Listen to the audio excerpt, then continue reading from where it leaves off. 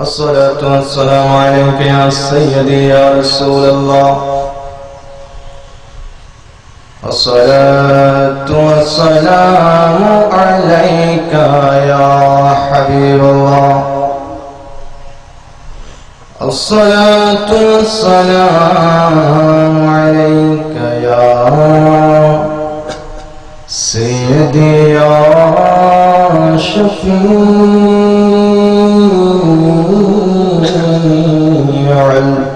المذنبين.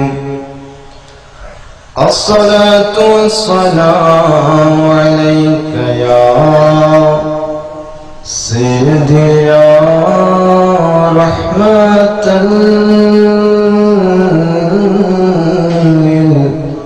للعالمين. الحمد لله المتقين، والصلاة والسلام على سيد الأنبياء والمرسلين وعلى آله وأصحابه أجمعين. وقال الله تعالى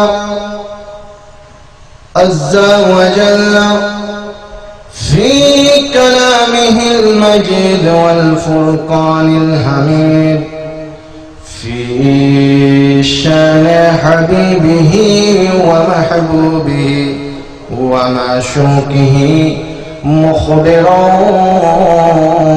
وآمرا: إن الله وملائكته يصلون على النبي يا أيها الذين آمنوا صلوا عليه وسلموا تسليما. صلى الله على سيدنا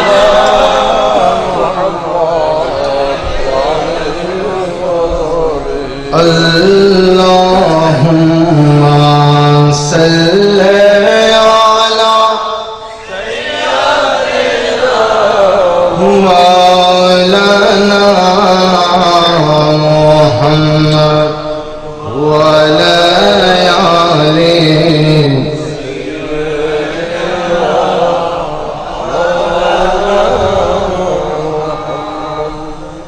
দুরূদ শরীফ পড়ব আমরা মহব্বতে, কারণ নবীজির উপর দুরূদ পড়েন স্বয়ং। একটু আওয়াজ দিয়ে বলবেন কে? মহব্বতের আওয়াজ বলেন কে?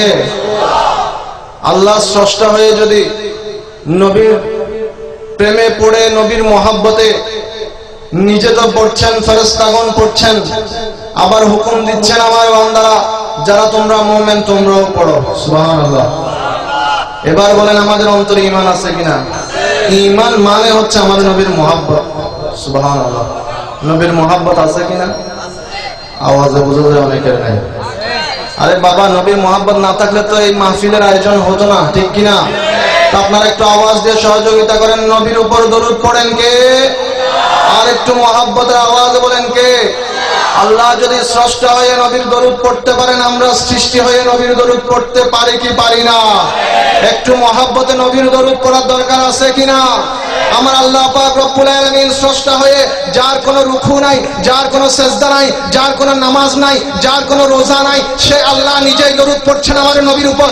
এবার আমাদেরকে হুকুম দিচ্ছেন, তোমরা যারা মুমিন, যাদের অন্তরে ঈমান আছে, ঈমান তথা আমার নবীর মহব্বত আছে, তোমরাও দরুদ পড়ো। এবার আমার কামলি ওয়ালা রাসূলকে জিজ্ঞেস করি, ইয়া রাসূলুল্লাহ, আমরা বাংলাদেশের জমিনে, এই চট্টগ্রামের হাজীপাড়ার জমিনে বসে বসে, ময়দানে বসে বসে আপনি রাসূলের মিলাদের আয়োজন করলাম, মিলাদের আয়োজন করার পর আপনার উপর দরুদ পড়ছি, কিন্তু আপনি রয়েছেন সোনার মদিনাতুল মুনাওয়ারার মধ্যে। আমাদের এই দরুদ পড়ে ফায়দা কি যদি আপনি না শুনেন? আমার নবী বলছেন, এ আমার উম্মতেরা, আমি শুনি না। কে বলেছে তোমাকে? আমি রাসূল শুনি। তার প্রমাণ যদি তুমি দেখতে যাও, দলাইলুল হায়রাত কিতাব খুলে নাও, ৭৬ পৃষ্ঠার হাদিসটা দেখো। আমি রাসূল নবুয়তের জামানে বলে দিলাম, আসমাউ সালাতা আহলে মুহাব্বতি ওয়ারিফুম। এই কুল কায়নাতের আমার বান্দারা, আমার উম্মতেরা, তোমরা শোনো। আমি মদিনার নবী হায়াত হায়াতুন নবী, জিন্দা নবী, আফজালুল মাখলুকাত নবী, বড়ুয়ে পাক নবী, সাইয়্যিদুল মুরসালিন, ইমামুন নবিয়্যিন, খাতামুন নবিয়্যিন, আনিসুল গারিবিন, শফিউল মুজনবিন, রাহাতুল আশিকিন, মুরাদুল মুশতাকিন, শামসুল আরিফিন, সিরাজুস সালিকিন, কামলিওয়ালা নবী ঘোষণা দিলাম মদিনার মিম্বরে বসে বসে তোমাদের দরুদ শরীফ মিসকান মুবারকে শুনতে থাকি। চিৎকার দিয়ে বলেন সুবহানাল্লাহ। নবী যদি শোনেন সেই দরুদ মোহাব্বতে পড়ার দরকার আছে কিনা? আওয়াজ দিয়ে বলেন আছে কিনা? আমরা সেই নবীর দরুদ মোহাব্বতে পড়তে চাই কি চাই না? একটু মোহাব্বতে কয়েকবার দরুদ পড়ি। আল্লাহ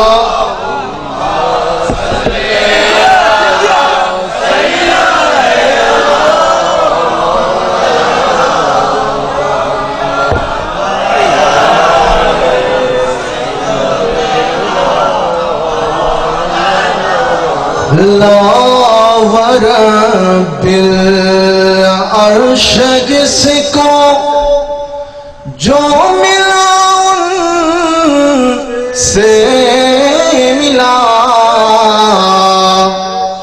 बटती है कौनैन में नेमत रसूलुल्लाह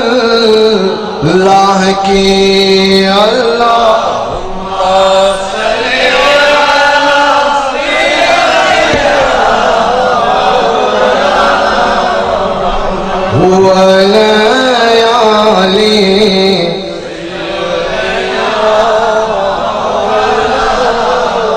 सूरज उल्टे पाँव पलटे, चाँद इशारे से हो चाँद, अंधे नज़दीक देख ले कुदरत और रसूल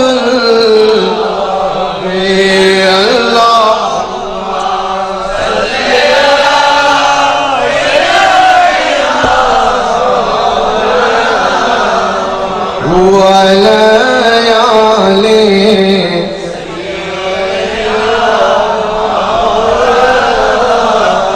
যাই যদি মোর ধন তন ভয় যে আমি করি না,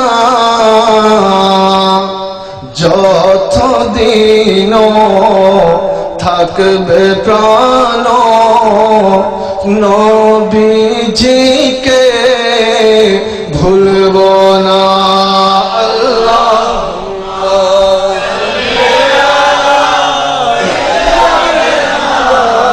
মাওলানা মুহাম্মদ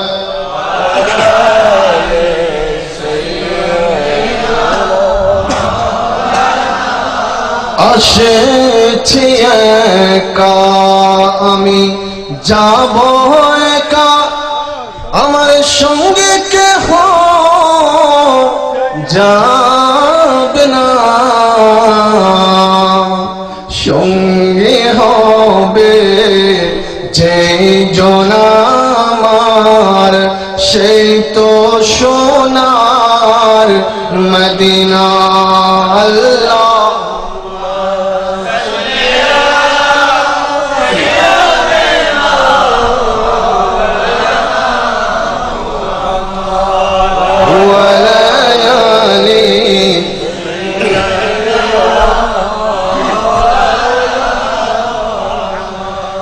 महबूब की महफिल को महबूब सजाते हैं, महबूब की महफिल को महबूब सजाते हैं, आते हैं वही जिनको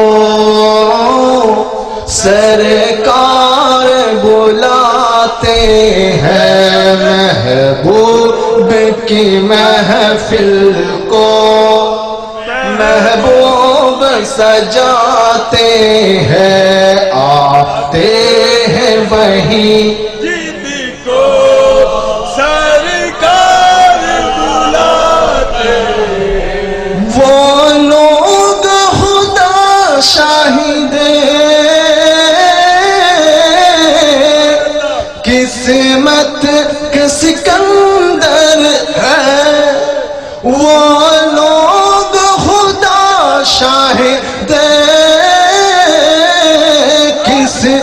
रहमत के सिकंदर है जो सरवर आलम का मीलाद मनाता है, जो सरवर आलम का मीलाद मनाते हैं। महबूब की को महबूब सजाते हैं, आते हैं वही जिनको सरकार बुलाते, जिनका बड़ी दुनिया में कोई भी नहीं वाली, जिनका बड़ी दुनिया में कोई भी नहीं वाली, उनको भी मेरे आका सीने से लगाते हैं, उनको भी मेरे आका सीने से लगाते हैं। महबूब की महफिल को महबूब सजाते हैं, आते हैं वही जिनको सरकार बुलाते हैं। অধ্যক্ষ আয়োজিত চরণদ্বীপ হাজিপাড়া কিশোর মিলাদ কমিটির উদ্যোগে পবিত্র জশ্নে জুলুসে ঈদে মিলাদুন নবী সাল্লাল্লাহু আলাইহি ওয়াসাল্লাম এবং সুন্নি উলামা কনফারেন্স 2017 ইংরেজির সম্মানিত সভাপতি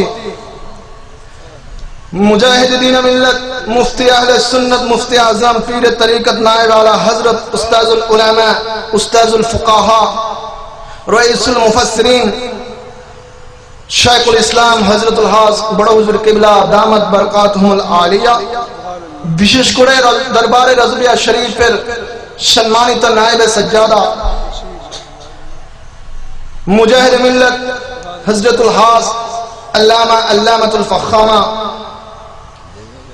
মাওলানা অধ্যক্ষ হুজুর মোহাম্মদ শেখ রেজা আল কাদরি সাহেব মাদ্দাজিল্লাহুল আলী, বিশেষ করে এই মুহূর্তে মঞ্চ উপবিষ্ট উলামায়ে কিরাম, বিশেষ করে আমার পূর্বে যিনি আলোচনা করেছেন সম্মানিত উদ্বোধক মুজাহিদ আহলে সুন্নাত হযরতুল হাজ আল্লামা কাজী মোহাম্মদ ওবায়দুল হক হাক্কানী সাহেব কিবলা মাদ্দাজিল্লাহুল আলী, আজকের মাহফিলের সম্মানিত প্রধান অতিথি আল্লামা ডক্টর সৈয়দ ইরশাদ আহমদ আল বুখারী মাদ্দাজিল্লাহুল আলী, বিশেষ করে আজকের মাহফিলের সম্মানিত প্রধান ওয়াইজিন হযরতুল হাজ আল্লামা আবুল কাসিম নূরী মাদ্দাজিল্লাহুল আলী সাহেব, বিশেষ করে ইতিপূর্বে যার আলোচনায় আপনারা মুগ্ধ হয়ে শুনেছেন মুজাহিদ আহলে সুন্নাত মাওলানা মুহাম্মদ ইসহাক আনসারী সাহেব মাদ্দাজিল্লাহুল আলী, বিশেষ করে মঞ্চ উপবিষ্ট উলামায়ে আহলে সুন্নাত উলামায়ে কিরাম হযরতুল হাজ আল্লামা মাওলানা ইব্রাহিম খলিল মাদ্দাজিল্লাহুল আলী সাহেব, বিশেষ করে এই মুহূর্তে মঞ্চ উপবিষ্ট সুদূর ইন্ডিয়া নিজামউদ্দিন মাহবুব ইলাহি দরবার শরীফ থেকে আগত হযরতুল হাজ মাওলানা নাজমুল ইসলাম আল কাদরি আল চিশতি নিজামী সাহেব মাদ্দাজিল্লাহুল আলী, বিশেষ করে আমার মঞ্চ উপবিষ্ট উলামায়ে আহলে সুন্নাত, আমার সামনে জানশীন আমার শ্রোতা মুরব্বী বাবারা, আমার কলেজ স্কুল মাদ্রাসা ছাত্র ভাইয়েরা, জানশীন যারা পর্দার আড়ালের মধ্যে রয়েছেন আমার মা ও বোনেরা, আসসালামু আলাইকুম ওয়া রাহমাতুল্লাহি ওয়া বারাকাতুহু। এত সুন্দর করে আজকে এই মধ্য চরণদ্বীপ হাজিপাড়া কিশোর মিলাদ কমিটির যে 28তম আজকের মিলাদ মাহফিল, এই মাহফিল আয়োজন করার সুযোগ দিয়েছেন কে? একটু মোহাব্বতের আওয়াজ বলেন না কে? আমরা যে আসলাম আমাদেরকে আসার শক্তি দিয়েছেন কে? আসার জন্য শক্তির প্রয়োজন ছিল কিনা? হাঁটি যে আসলাম, গাড়ি নিয়ে যে আসলাম, হেঁটে হেঁটে পায়ে পায়ে আমরা আসলাম, গুটি গুটি পা করে, সেই জন্য শক্তি প্রয়োজন ছিল। আর সেই শক্তি আমাদেরকে দান করেছেন কে? আমরা যে দুনিয়ার জমিনে মা বাবার মাধ্যমে আগমন করলাম, আসলাম, হায়াতটুকু পেয়ে গেলাম, এই হায়াতের মালিককে। আবার সময় মতো 50, 60, 70, 100 বছর পরে দুনিয়ার থেকে আমাদেরকে নিয়ে যাওয়ার মালিককে। এত কিছু যখন, সমস্ত কিছুর যখন মালিক আল্লাহ, দান করার মালিক যখন আল্লাহ, সেই মাহবুবে রব্বুল আলামিন কামলিওয়ালা আমার রব্বুল ইজ্জত রব্বে কাবার দরবারে মোহাব্বত সহকারে বলে আলহামদুলিল্লাহ। আর একটু মোহাব্বতের আওয়াজে বলে আলহামদুলিল্লাহ। সর্বপ্রথম প্রশংসার হকদারকে, যে কোনো সময় সর্বপ্রথম হকদার প্রশংসা আল্লাহ পাক রব্বুল আলামিন। কুরআনুল কারীমের মধ্যে সুন্দরভাবে বলে দিলেন, আমার বান্দারা তোমাদেরকে পৃথিবীতে পাঠিয়ে দিলাম, তোমরা পৃথিবীর মধ্যে চলে যাও।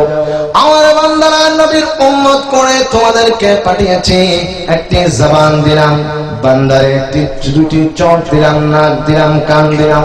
ও আমার বান্দারা, এত কিছু তোমাকে দিয়ে আমি রব্বুল আলামিন সৃষ্টি করার একটি মহান উদ্দেশ্য রয়েছে। আমার উদ্দেশ্য হচ্ছে, আমার আল্লাহ পাক বলেন, আউযু বিল্লাহি মিনাশ শাইতানির রাজিম, বিসমিল্লাহির রাহমানির রহিম, ওয়া মা খালাকতুল জিন্না ওয়াল ইনসা ইল্লা লিয়াবুদুন। চিৎকার দিয়ে বলেন সুবহানাল্লাহ। আল্লাহ পাক বলেন, বান্দারে তোমাকে এত সুন্দর করে কান চোখ নাক দিয়ে তোমাকে সৃষ্টি করলাম, একটি শরীর দিয়ে, হাত দিয়ে, পা দিয়ে। আমার উদ্দেশ্য হচ্ছে পৃথিবীর জমিনে তুমি যাওয়ার পরে একমাত্র আমি রব্বুল আলামিনের ইবাদত করবে। জোরে বলেন সুবহানাল্লাহ। আল্লাহর ইবাদতের দরকার আছে কিনা? আল্লাহর স্মরণের দরকার আছে কিনা? আল্লাহর জিকিরের দরকার আছে কিনা? কারণটা কি? রব্বে কায়নাত আল্লাহ পাক রব্বুল আলামিন বলেন, আমার নবীর মাধ্যমে, আমার নবী বুখারী শরীফের মধ্যে 1282 পৃষ্ঠায় হাদিস খানা বর্ণনা করেছেন। আমার আল্লাহ পাক রব্বুল আলামিন হাদিসে কুদসির মাধ্যমে জানিয়ে দিয়েছেন, এ আমার বান্দারা তোমরা শুনো, তুমি বাংলাদেশের জমিন থেকে আমাকে স্মরণ করো, তুমি লন্ডনের জমিন থেকে আমাকে স্মরণ করো, তুমি পৃথিবীর যে কোনো প্রান্ত থেকে, লন্ডন বুঝি না, আমেরিকা নয়, পৃথিবীর যে কোনো প্রান্ত থেকে আমি আল্লাহকে যখন স্মরণ করবে, হাদিসে কুদসি তুমি জেনে নাও, আমি আল্লাহ তোমাদের জন্য ঘোষণা দিলাম, আমার বান্দারা যখন আমাকে স্মরণ করবে, সঙ্গে সঙ্গে ওই মুহূর্তে আমি আমার বান্দার সামনে হাজির থাকি। চিৎকার দিয়ে বলেন সুবহানাল্লাহ। আল্লাহু আকবার। ইয়া রাসূলুল্লাহ, ইয়া জিন্দাবাদ। আমার আল্লাহ পাক রব্বুল আলামিনের মাহবুব নবীজি বুখারী শরীফে হাদিস খানা ঘোষণা দিয়েছেন, আমার আল্লাহর হাদিসে কুদসি। আমার আল্লাহ পাক বলেন, আনা মা আবদি ইজা যাকারানি, আমার বান্দা যখন আমি আল্লাহকে স্মরণ করে, আমি আমার বান্দার সামনে হাজির থাকি। সুবহানাল্লাহ। এবার বলেন, আল্লাহর স্মরণের দরকার আছে কিনা? মুহাব্বতের আওয়াজে বলেন আছে কিনা? আল্লাহর স্মরণ আমরাও করতে চাই কিনা? আল্লাহ আল্লাহ আল্লাহু লা ইলাহা ইল্লাহু, আল্লাহ আল্লাহ আল্লাহু লা ইলাহা ইল্লাহু, ইয়া রহমানু ইয়া আল্লাহ, ইয়া রহিমু ইয়া আল্লাহ, আল্লাহ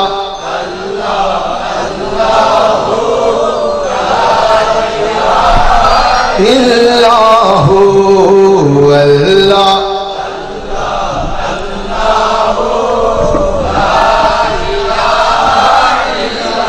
সকলে বলি মারহাবা। একটু মোহাব্বতে বলেন না মারহাবা।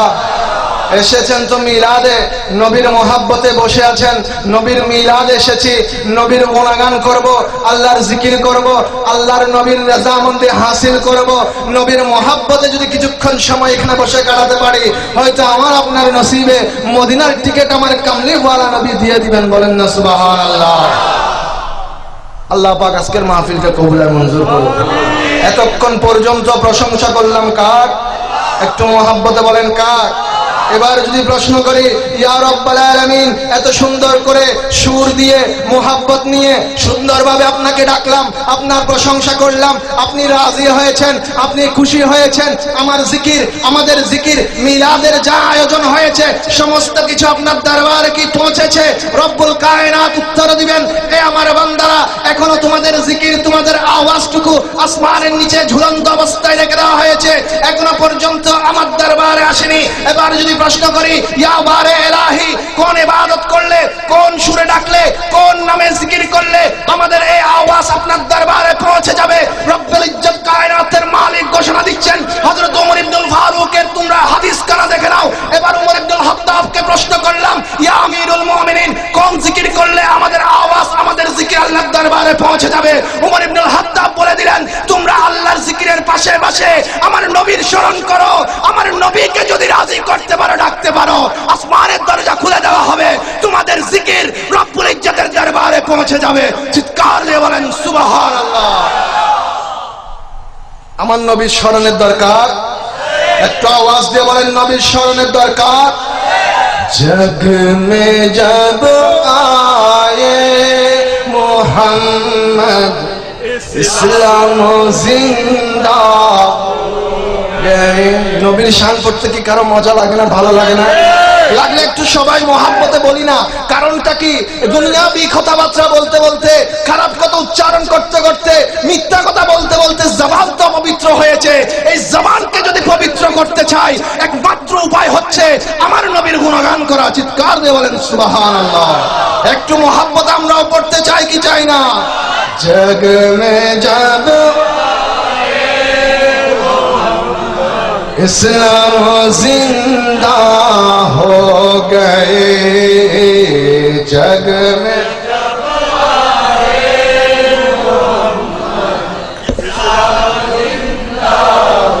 बुत ने सब कलमा पढ़ा है, काफिर मुसलमान हो गए, जग में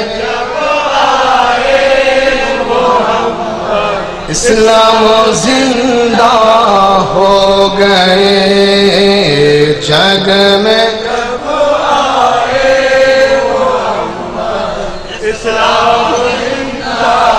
क्या तारीफ बयां करूं मैं प्यारे नबी की शान में, जिसने उन्हें पैदा किया, जिसने उन्हें पैदा किया, वो खुद शहीदा हो गए, जग में इस्लाम जिंदा हो गए, जग में जब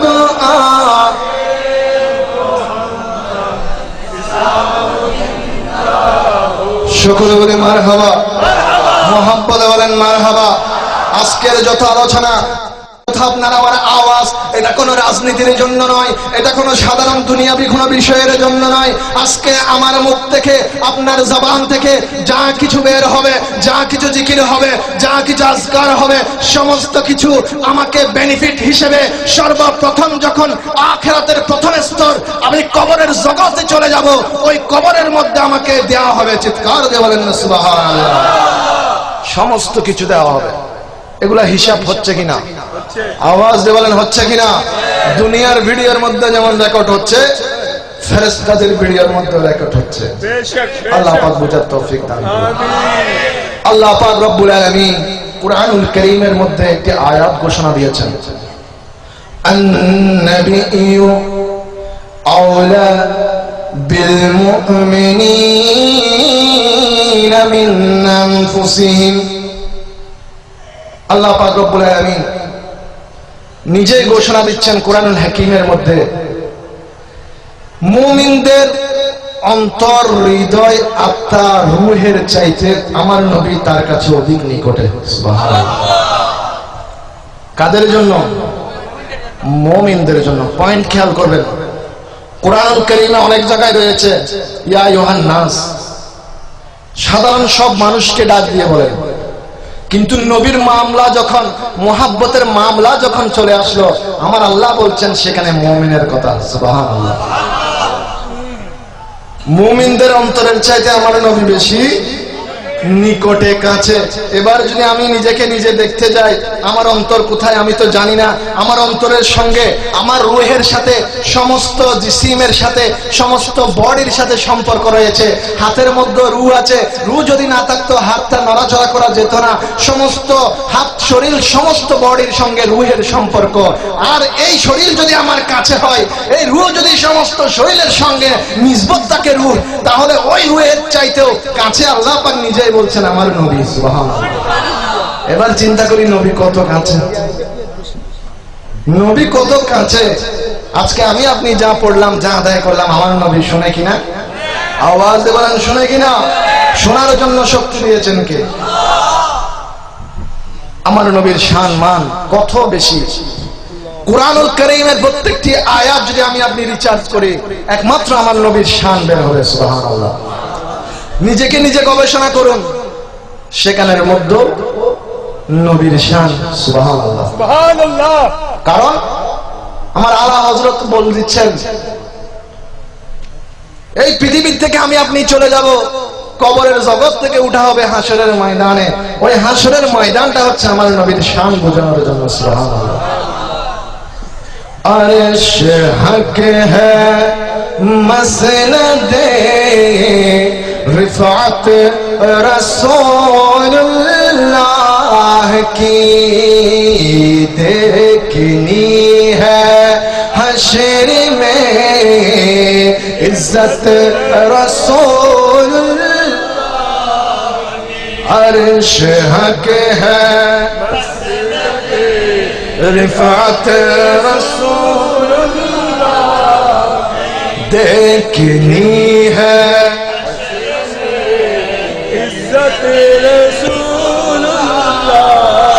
আসুন এবার আমাকে একটি বিষয় দেওয়া হয়েছে। মূলত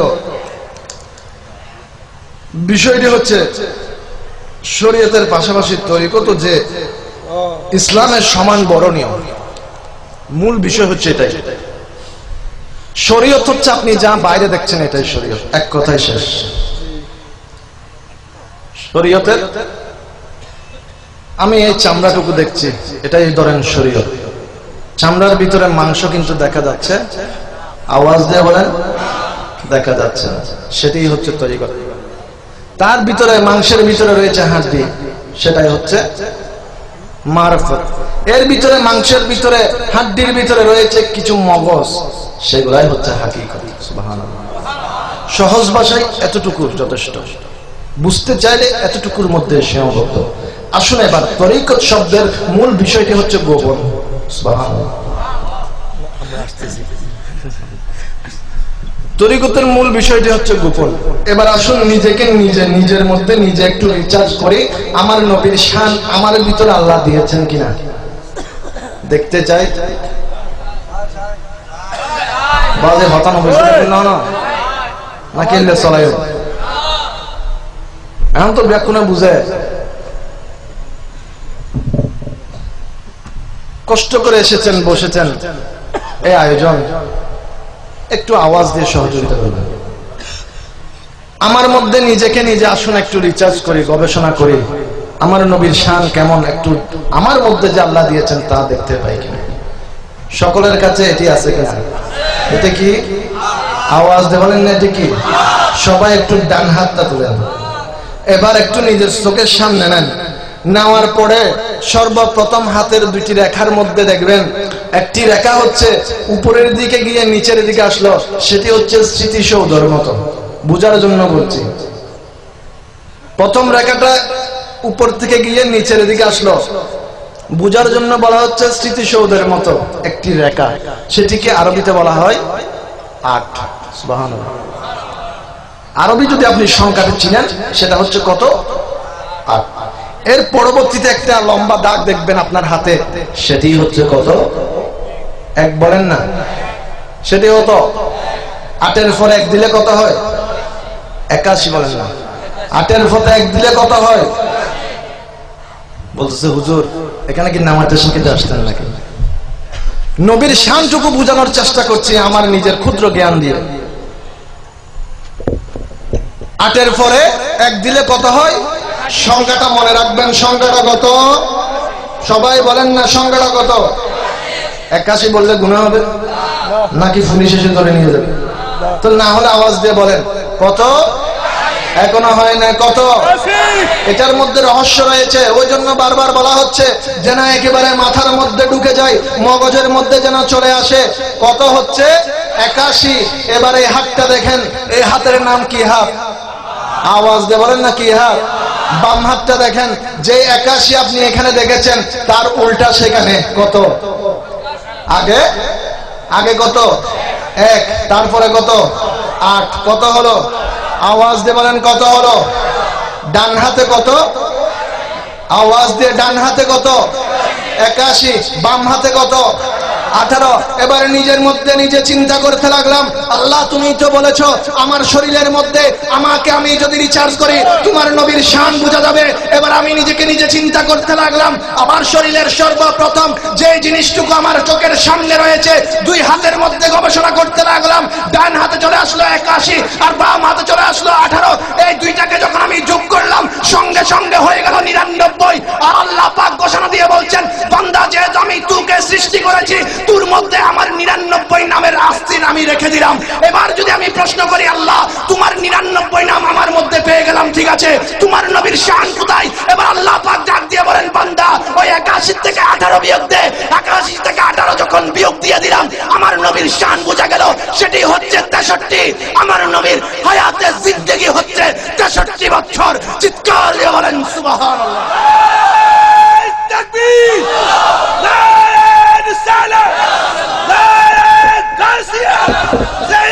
सरकार अगर इत्तेफाक जश्न ईद मिलाद नबी उलमाए अहले सुन्नत दरबार बानी शरीफ अल्लामा सैयद सऊद बानी किबला सुभान अल्लाह। নিজেকে নিজে রিচার্জ করলে কি হয়? নবীর শান বের হয়। আলহামদুলিল্লাহ। সব সময় নিজেকে নিজে রিচার্জ করার চেষ্টা করবেন। আর নিজেকে নিজে রিচার্জ করার সর্বপ্রথম মাধ্যম হচ্ছে তরিকত। সুবহানাল্লাহ। আচ্ছা, এখানে যদি আমার বিষয় সেটা না, আমার একটা জিনিস মনে পড়লো আজকে।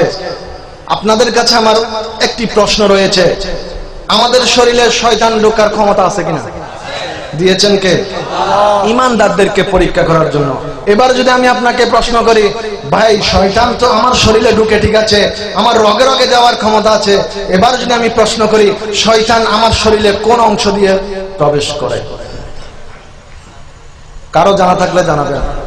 জানা আছে? জানা আছে? আল্লাহ পাক রব্বুল আলামিন এর মধ্যে রহস্য দিয়ে দিয়েছেন। এর উত্তর আপনি শরীয়তে খুঁজলে পাবেন না, কিন্তু তরিকতে যান, সর্বপ্রথম এটি উত্তর আপনাকে জানিয়ে দেওয়া হবে। সুবহানাল্লাহ। আজকে আমার বিষয় দিকে নয়, অন্য আরেকদিন আল্লাহ পাক আনার সুযোগ দিলে আমি বলবো এটা নিয়ে কথা।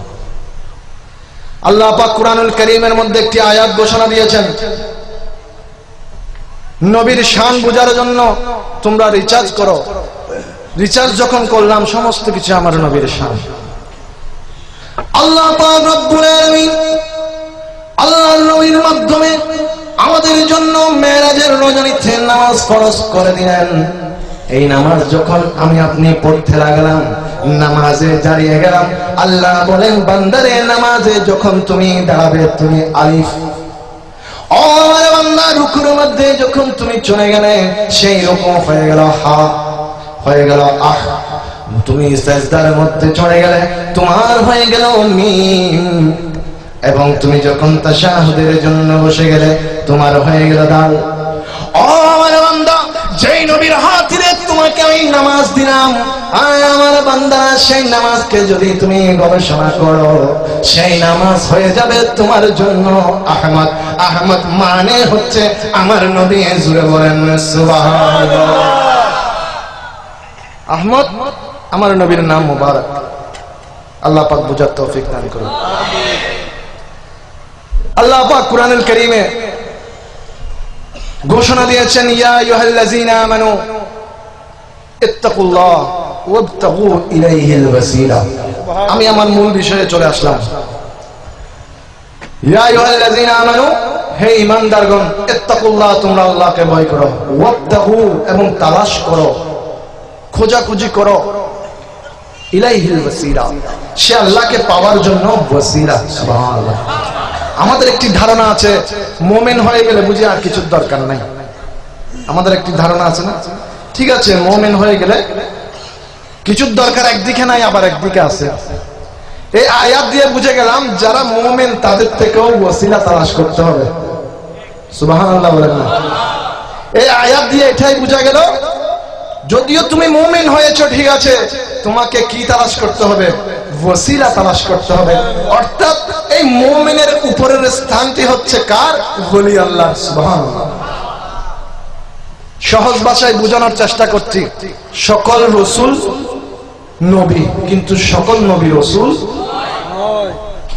সকল আউলিয়া ইকরাম মুমিন, কিন্তু সকল মুমিন ওলি আল্লাহ। আরো সহজে বুঝতে যদি চান, আপনি একটি গার্মেন্টসের মধ্যে চাকরি করেন, 30 দিন আপনি কাজ করলেন, আপনাকে তার বেনিফিট, আপনাকে হাদিয়া দেওয়া 30 দিন পরে দিবে কিনা? আওয়াজ দিয়ে বলেন, দিবে কিনা? আপনাকে 30 দিন পর হাদিয়াটুকু দিয়ে দেওয়া হবে। আর যদি আপনি ওভারটাইম করেন, বাড়তি আছে কিনা? আমার যতটুকু আজকে থেকে 2-3 বছর আগে মনে হয় শুনেছিলাম, গার্মেন্টসে 1 ঘন্টা যদি বেশি করতে পারে মনে হয় 20 থেকে 30 টাকা। দৈনিক যদি আপনি 3 ঘন্টা করে বেশি করেন, 20 টাকা করে হলেও দৈনিক 60 টাকা। ধরেন আপনার মাসে ইনকাম হচ্ছে 5000, আপনি দৈনিক 2 ঘন্টা অথবা 3 ঘন্টা করে করে মাসিক আপনি প্রতিদিন ওভারটাইম করলেন, আপনাকে তার বিনিময়ে দেওয়া হবে, প্রত্যেক ঘন্টার বিনিময়ে 20 টাকা করে। ডেলি যদি 60 টাকা হয়, 1 মাসে 1800 টাকা। 5000-এর সঙ্গে 1800 যোগ হবে, ঠিক কিনা? কিন্তু আপনি যদি শুধুমাত্র 30 দিন আপনার সময় মতো চাকরি করেন, ডিউটি করেন, শুধুমাত্র পাবেন কয় হাজার? তাহলে আর এক্সট্রা পাওয়া যাবে? তরিকত হচ্ছে এরকম, শরীয়ত। শরীয়ত থেকে গেলেন শুধুমাত্র নামাজ কালামের মধ্যে আল্লাহ পাকের জিকির করলাম, স্মরণ করলাম, নামাজ কালাম 5 ওয়াক্ত অবশ্যই পড়তে হবে, পড়লাম, যাকাত দিলাম, হজ করলাম, এতটুকুর মধ্যে সীমাবদ্ধ রয়ে গেলাম। এক্সট্রা কিছু পাওয়ার সুযোগ। যখন আপনি তরিকতের মধ্যে দাখিল হয়ে যাবেন, পীরে মুর্শিদের হুকুম যখন মানবেন, আপনাকে নামাজের পরে জিকির দেওয়া হবে, আপনাকে নামাজের পরে কিছু উপদেশমূলক কর্মকাণ্ড করার জন্য আপনাকে কিছু নসিহত করা হবে। যখন সেগুলা করতে থাকবেন, আল্লাহর দরবার থেকে আপনি ফয়েজ, বরকত, রহমত পেতে থাকবেন। সুবহানাল্লাহ। আজকে আমার মূল বিষয় হচ্ছে এটাই। আল্লাহ পাক বুঝার তৌফিক দান করুন। আল্লাহুম্মা সাল্লি আলা সাইয়্যিদিনা মাওলানা ওয়া আলা আলি সাইয়্যিদিনা মাওলানা। तेरे नस्ल पाक में है बच्चा बच्चा नूर का, तू है नूर आईन तेरा सब घराना नूर का। अल्लाह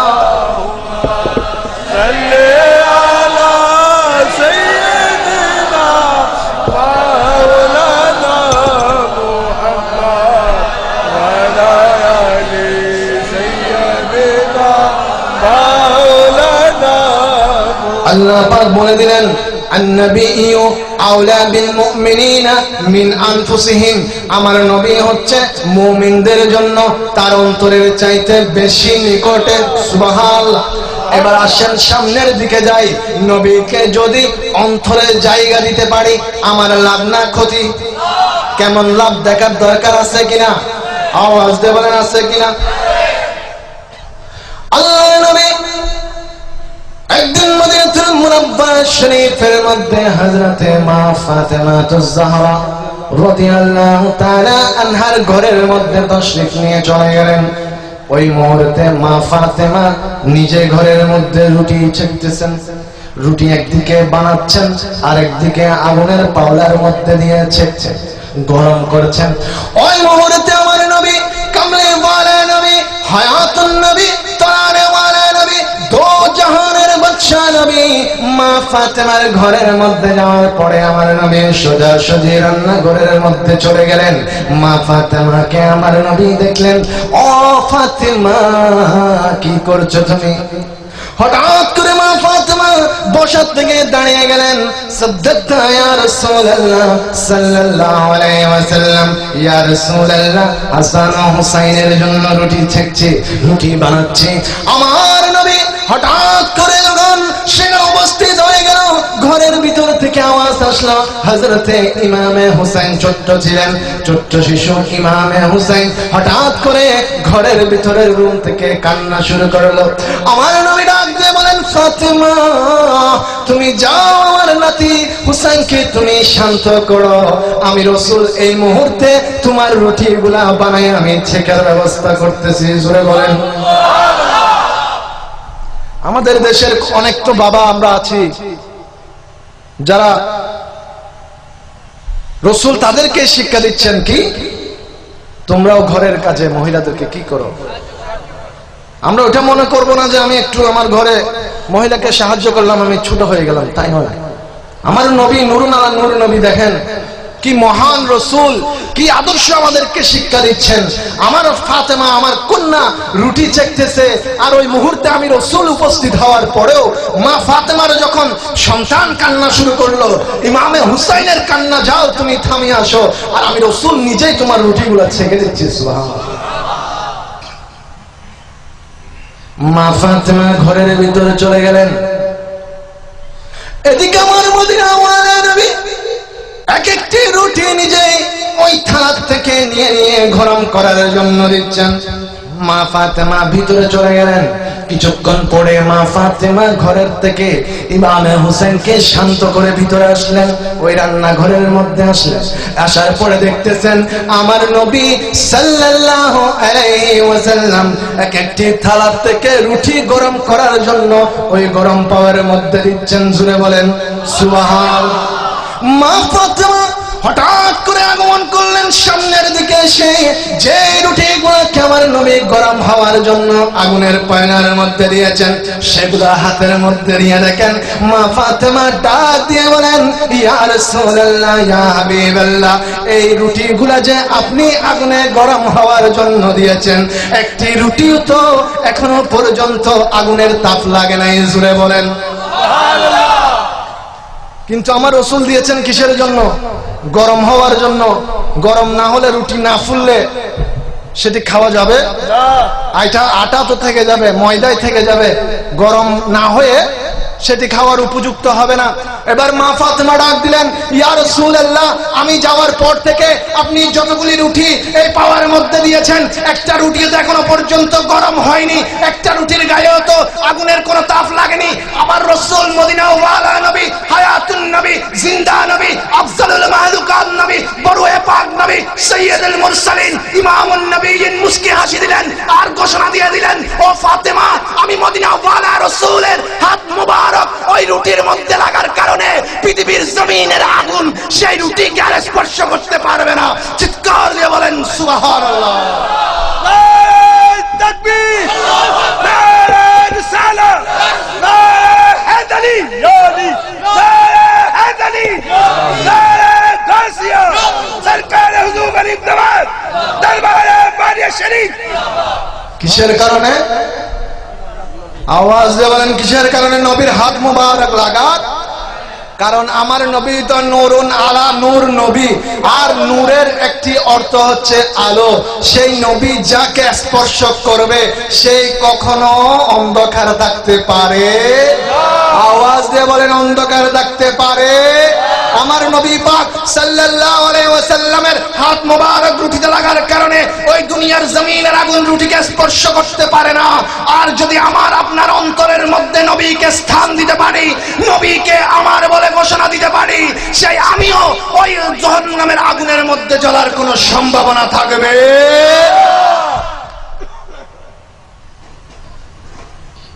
আমার নবীর এই শান, এই আজমত যে অন্তরে নিতে পারবে, আমার বলতে পারবে, সে আর জাহান্নামের আগুনে জ্বলার সম্ভাবনা থাকবে না। जिसका कोई सानी नहीं वो हमारा है। নবীটা কাদের? আর একটু আওয়াজ দিয়ে নবীটা কাদের? ডান হাত তুলে বলেন নবীটা কাদের? जिसका कोई सानी नहीं वो नबी हमारा है। जिसका कोई सानी नहीं मुस्तफा की अज़मत का, मुस्तफा की अज़मत का हद है ना किनारा है। जिसका कोई सानी वो नबी हमारा है। मुस्तफा की अज़मत का সকলে বলি মারহাবা। সময় ধীরে ধীরে চলে যাচ্ছে। আমরা আপনারা দুনিয়ার জমিন আল্লাহ পাক হায়াত দিয়ে পাঠিয়েছেন, 50, 60, 70, 100 বছর পর দুনিয়ার থেকে চলে যেতে হবে, ঠিক কিনা? সবাইকে যেতে হবে কিনা? আওয়াজে বোঝা যায় হাজিপাড়ার মানুষ যাবে না।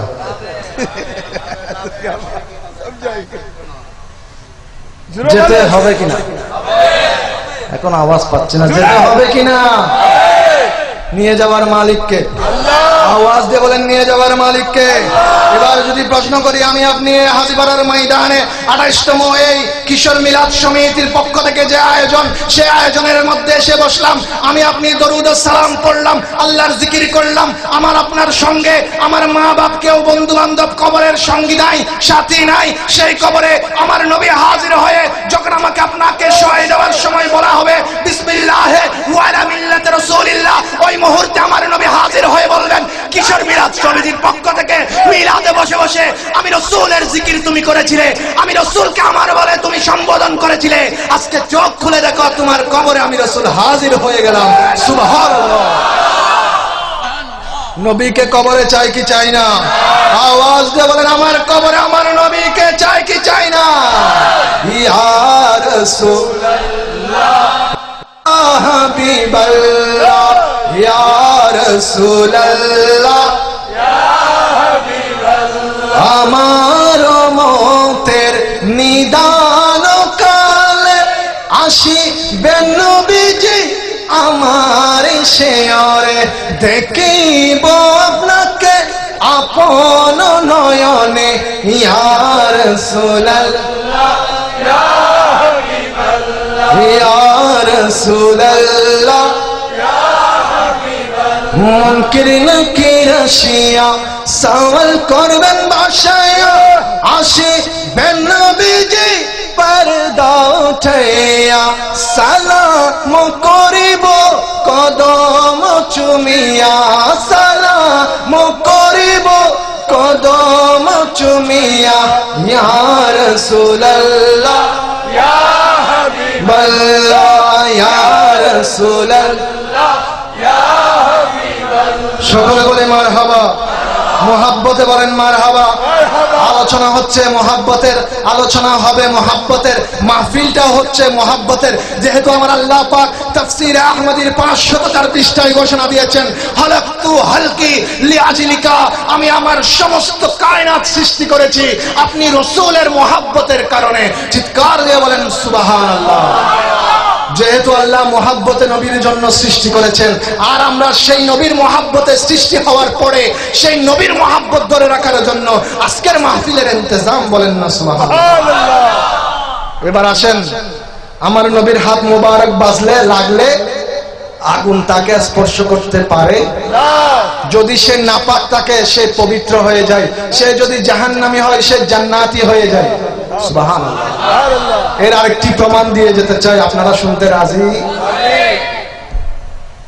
আল্লাহ রাসূল একদিন মদিনাতুল মুনাওয়ারার মধ্যে হযরত শেখ হুদা আলী রাদিয়াল্লাহু তাআলা আনহুর সঙ্গে কথা বলছেন। একটি মহিলা, ইহুদি মহিলার ঘরের সঙ্গে আমার নবী হেলান দিয়ে কথা বলতেছেন। আমরা অনেক সময় হেলান দিয়ে কথা বলি না? আমার নবী ইহুদি এক মহিলার ঘরের সাথে হেলান দিলেন, হযরত আলী রাদিয়াল্লাহু তাআলার সঙ্গে কথা বলছেন। আসরের নামাজের পরের সময় হঠাৎ করে মহিলা ভিতর থেকে যখন শুনলো আমার নবীজি তার ঘরের সামনে হাজির হয়ে তার ঘরের সাথে হেলান দিয়ে কথা বলছেন, মহিলা মনের মধ্যে তো যেহেতু ঈমান নাই, ইহুদি মহিলা, সে রাগ করে গোসা হয়ে সে ঘরের দরজাগুলা জানালাগুলা বন্ধ করতে লাগলেন যেন এই আওয়াজ শুনে আমার নবী সরে যায়। বলেন নাউজুবিল্লাহ। কারণ ইহুদির মনে তো রসুলের মহাব্বত। এখানে একটা পয়েন্ট আপনাদেরকে বলে রাখি, আলোচনা আসলে আমি দীর্ঘায়িত করতে চাই না, আমার আরেকটি মাহফিল আছে যেখানে 11টায় টাইম দিয়েছি, আমাকে এখানে সময় দেওয়া হয়েছে 10:30 পর্যন্ত। আমার নবী শরীর মোবারক লেগেছে কার ঘরে? এটা হচ্ছে আমার পয়েন্ট, এটা মনে রাখেন। ইহুদি মহিলার ঘরের সঙ্গে কার শরীর বাজলো? আমার নবীর। বলেন কার নবী? আমার নবী। বলেন কার নবী? আর একটু মহাব্বতে কার নবী? নবীকে আমার বলতে পারলেও ফায়দা আছে, এটি কবরের মধ্যে পেয়ে যাবেন। ইসমাইল নামক ফেরেশতা আপনার জন্য কবরের মধ্যে যে আপনি বলেছেন আমার নবী, এই জন্য যে তোহফা আপনি আল্লাহর কাছ থেকে রহমত হিসেবে এখন পেলেন, সেটি আপনাকে কবরেই বুঝাইয়ে দেওয়া হবে। সেদিন স্মরণ করবেন বারিয়া দরবার শরীফের শাহজাদা সৈদুল বারীকে। হুজুর তো হইল বাজি নিলাম, ও ফেরেশতা তোমার নাম কি ইসমাইল না? আপনি ফুসলে ফেলে গেলেন। আমার কথা আমি বলবো না, হাদিসের কথা বলবো, তিরমিজি শরীফের হাদিস। সুবহানাল্লাহ। আমার নবী হেলান দিলেন কার ঘরের সাথে? আপনারা কি নারাজ হয়েছেন? আমার কথায় কষ্ট পেলে মাফ করবেন বাবা, আমার ফায়দার জন্য নয়, আপনাদের ফায়দার জন্য এই সমস্ত আলোচনা হচ্ছে। নবীর সঙ্গে সম্পর্ক রাখলে, বলির সঙ্গে সম্পর্ক রাখলে কি হয়, কি নিয়ামত পাওয়া যায়, আজকে এখান থেকে সেটি প্রমাণ করে যাব যদি আল্লাহ পাক তার নবীর হাতিরে তৌফিক দেন। বলেন আমিন। আল্লাহ রাসূল সাল্লাল্লাহু আলাইহি ওয়াসাল্লাম যখন ওই ইহুদি মহিলার ঘরের সঙ্গে হেলান দিয়ে কথা শুরু করলেন, মহিলা যখন বুঝতে পারলেন আমার নবী আমার ঘরের সঙ্গে হেলান দিয়েছে, মহিলার মনের মধ্যে রাগ পয়দা হয়ে গেল। মহিলা ঘরের দরজাগুলো বন্ধ করতে লাগলো। হঠাৎ করে আমার নবী যখন বুঝলেন আমার নবী মহিলার ঘরের থেকে সরে গেলেন, আর হঠাৎ করে সামনাসামনি হযরতে জিবরাইল আমিন উপস্থিত হয়ে গেলেন। জিবরাইল আমিন আমার নবীর সামনে হাজির হয়ে আমার নবীকে সালাতু সালাম তিনি দিতে লাগলেন। জুড়ে বলেন সুবহানাল্লাহ। সেই নবীকে আমরাও মহব্বতে সালাম দিতে চাই কিনা? আসসালাতু আসসালামু আলাইকা ইয়া রাসূলুল্লাহ, আসসালাতু আসসালামু আলাইকা ইয়া হাবিব। नूर वाला आया है, नूर लेकर आया है, सारे आलम में ये देखो कैसा नूर छाया है। अस्सलातु वस्सलामु अलैका या रसूल अल्लाह, अस्सलातु वस्सलामु अलैका या हबीब अल्लाह। আল্লাহর নবী যখন সেখান থেকে চলে গেলেন, হযরতে জিবরাইল আমিন উপস্থিত হয়ে আমার নবীকে সালাম দিলেন। জিবরাইল আমিন বলতে লাগলেন ইয়া রাসূলুল্লাহ, ইয়া হাবিবাল্লাহ, মহান রব্বুল আলামিন আমাকে পাঠিয়েছে। ইয়া রাসূলুল্লাহ, ওই মহিলা হচ্ছে একজন ইহুদি মহিলা, আর ওই মহিলা যদি ইহুদি অবস্থার মধ্যে মৃত্যুবরণ করে সেই মহিলা তো জাহান্নামের মধ্যে যাবে। ইয়া রাসূলুল্লাহ, যেই মহিলার ঘরের সঙ্গে আপনার সম্পর্ক হয়েছে, যেই মহিলার ঘরের দেওয়ালের সঙ্গে আপনার শরীর মুবারক লেগেছে, আমার আল্লাহ পাক ঘোষণা দিয়েছেন সেই মহিলাকে আমার আল্লাহ কখনো জাহান্নামের মধ্যে পাঠাবেন না। জোরে বলেন সুবহানাল্লাহ। ইয়া রাসূলুল্লাহ, আমাকে রব্বুল আলামিন হুকুম দিয়ে পাঠিয়েছেন আমি যেন ওই মহিলার অন্তরের মধ্যে আপনি রাসূলের প্রেম পয়দা করে দিই, আমি যেন তার মধ্যে ইসলামের পয়গাম তুলে দিই। ইয়া রাসূলুল্লাহ, মহিলার ঘরের মধ্যে চলে আসলাম। ইয়া রাসূলুল্লাহ, যেই মহিলা একটু পূর্ব আপনার জন্য মুহাব্বত ছিল না, সেই মহিলার অন্তরের মধ্যে আমার আল্লাহ পাক রব্বুল আলামিন মুহাব্বত পয়দা করে দিয়েছেন। এই কথা বলতে দেরি হঠাৎ করে মহিলা ঘরের দরজা খুলে দিল, আর দৌড় দিয়ে আমার নবীর কদমের মধ্যে চলে আসলো। একটি ডাক দিয়ে বলতে লাগলো ইয়া রাসূলুল্লাহ, ইয়া হাবিবাল্লাহ, আপনাকে চিনি নাই গো রাসূল, আপনার শান বুঝতে পারি নাই। ইয়া রাসূলুল্লাহ, আপনার কদমের মধ্যে চলে আসলাম যে এই রব্বুল আলামিন আপনার শরীর মুবারক আমার ঘরে লাগার কারণে আমার প্রতি দয়া করে দিয়েছেন, সেই রব্বুল আলামিনের উপর ঈমান আনতে চাই, আপনি রাসূলকে বিশ্বাস করতে চাই। এবার আপনার জবান দিয়ে আমি গুনাহগারকে ইহুদির থেকে আপনি মুসলমান হিসেবে কবুল করে নিন, জোরে বলেন। আর আপনার নূরানি জবানের মাধ্যমে আমাকে পড়াইয়ে দিন লা ইলাহা ইল্লাল্লাহ। আর একটু মোহাব্বতের আওয়াজে বলি লা ইল্লাল্লাহ আল্লাহুম্মা সাল্লি আলা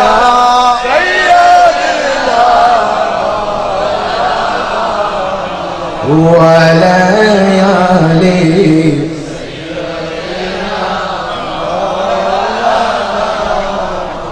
এবার আসেন, আল্লাহ পাক রব্বুল আলামিন নবীর শান তো বুঝলাম, চোখে পড়লো, এবার একটু তরিকতের রাস্তায় গিয়ে ওলির শান দেখার চেষ্টা করি।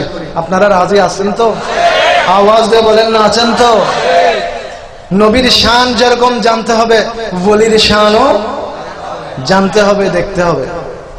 এতক্ষণ জানলাম নবী পাক সাল্লাল্লাহু আলাইহি ওয়াসাল্লামের শরীর মোবারক লাগলে, জিসিম মোবারক লাগলে কি ফায়দা হয়, জাহান্নামী জান্নাতি হয়ে যায়, গুনাহগার পরহেজগার হয়ে যায়, আল্লাহর নাজ ও নিয়ামত চলে আসে।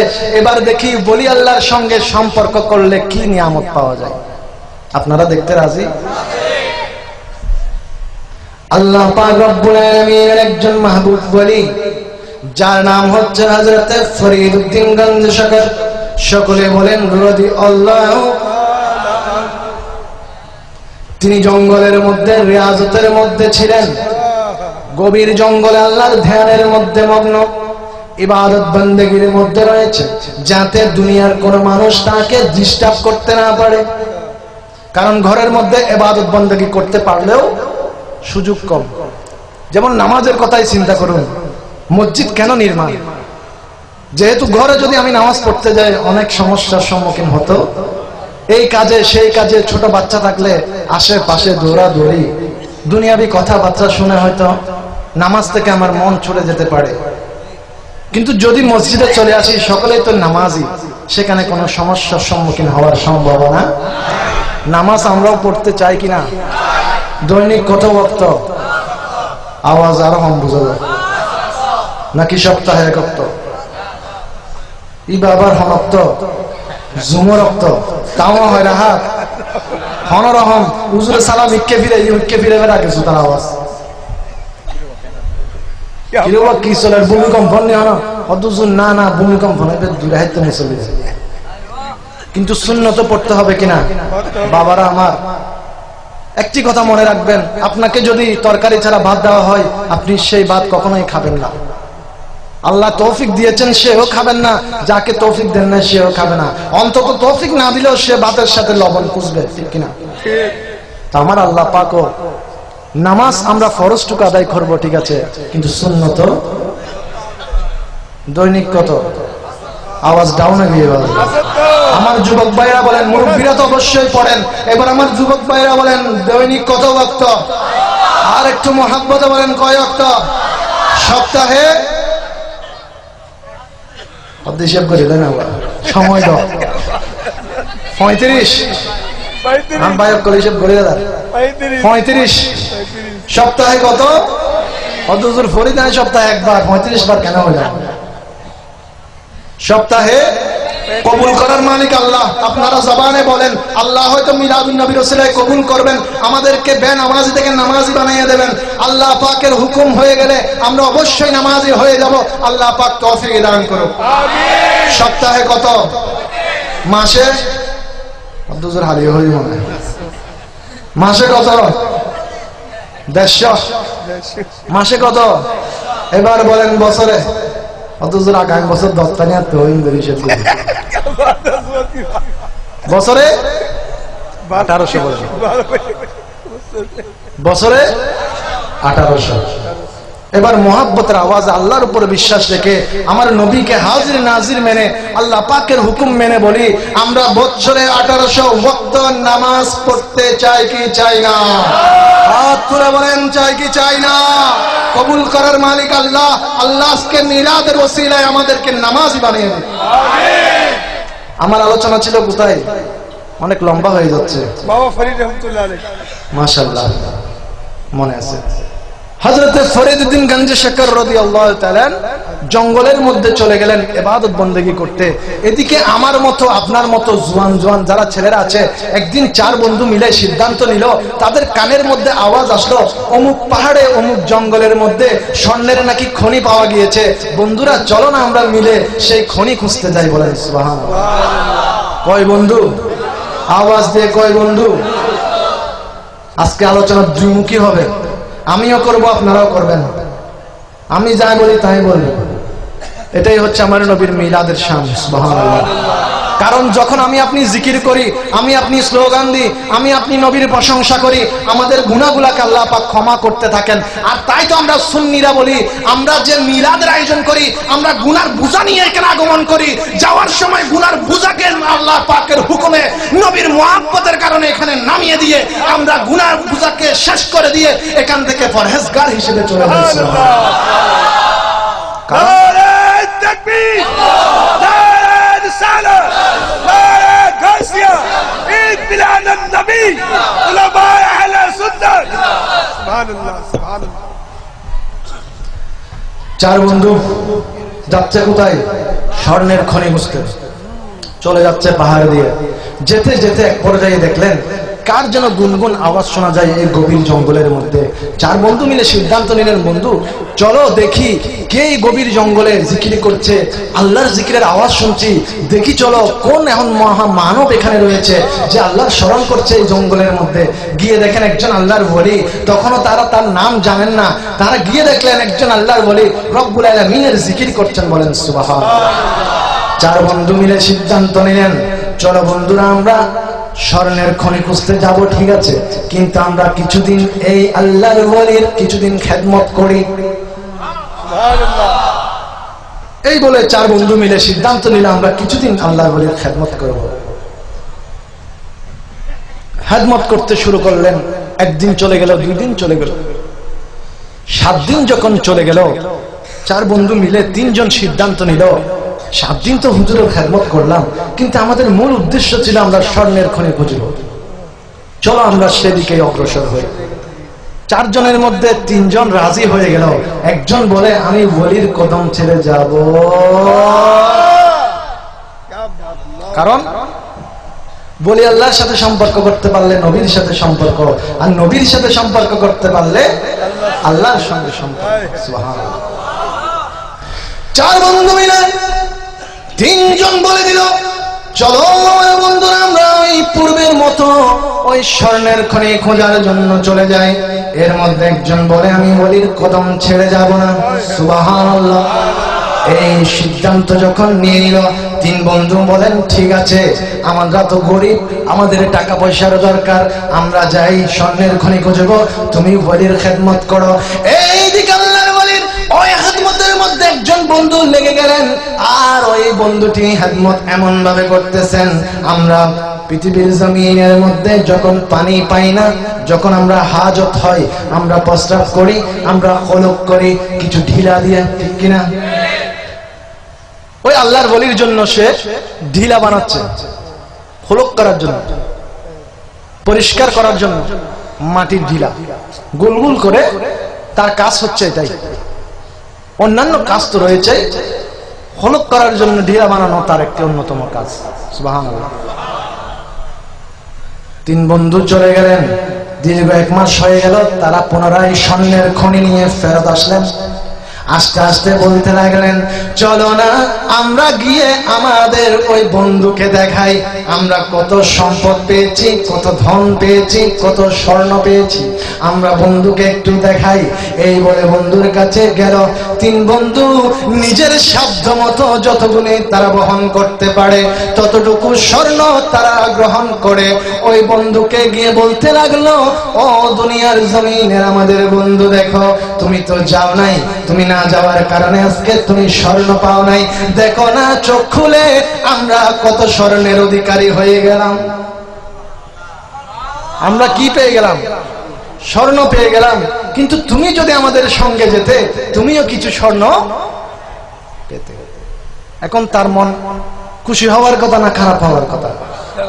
মনে মনে সে চিন্তা করতে লাগলো, হায় হায় কি করলাম, দুনিয়াতে তো আমি গরিব, যদি আজকে আমি আমার বন্ধুদের সঙ্গে যেতাম ওয়ালির খেদমত না করে, হয়তো আমিও কিছু পেয়ে যেতাম, আমার দুনিয়ার অভাব চলে যেত, আমার মা বাবার জন্য ভালো হতো। কি করলো? মন খারাপ করলো। হ্যাঁ, ছোটা করবে। আল্লাহর ওলি শান দেখেন। আল্লাহর ওলি এদিকে ওই ব্যক্তি বন্ধুদের সঙ্গে কথা বলছে আর মন খারাপ করে বসে আছে। এইদিকে আল্লাহর ওলি ডাক দিচ্ছেন, ও আমার গুপ্ত মুরিদ, ও আমার আশিক, আমার গোলাম, আমি তোমার পীরের জন্য, খুলুকের জন্য পাথর নিয়ে আসো, মাটি নিয়ে আসো, যেগুলো তুমি কি করেছো? তৈরি করেছো। কিতাবের মধ্যে এসেছে 9টি সে মাটির দলা বানিয়েছিল হলক করার জন্য। একদিকে মন খারাপ, একদিকে ফিরে ডাক দিচ্ছে নিয়ে আসো, মনে আরো খারাপ হয়ে গেল।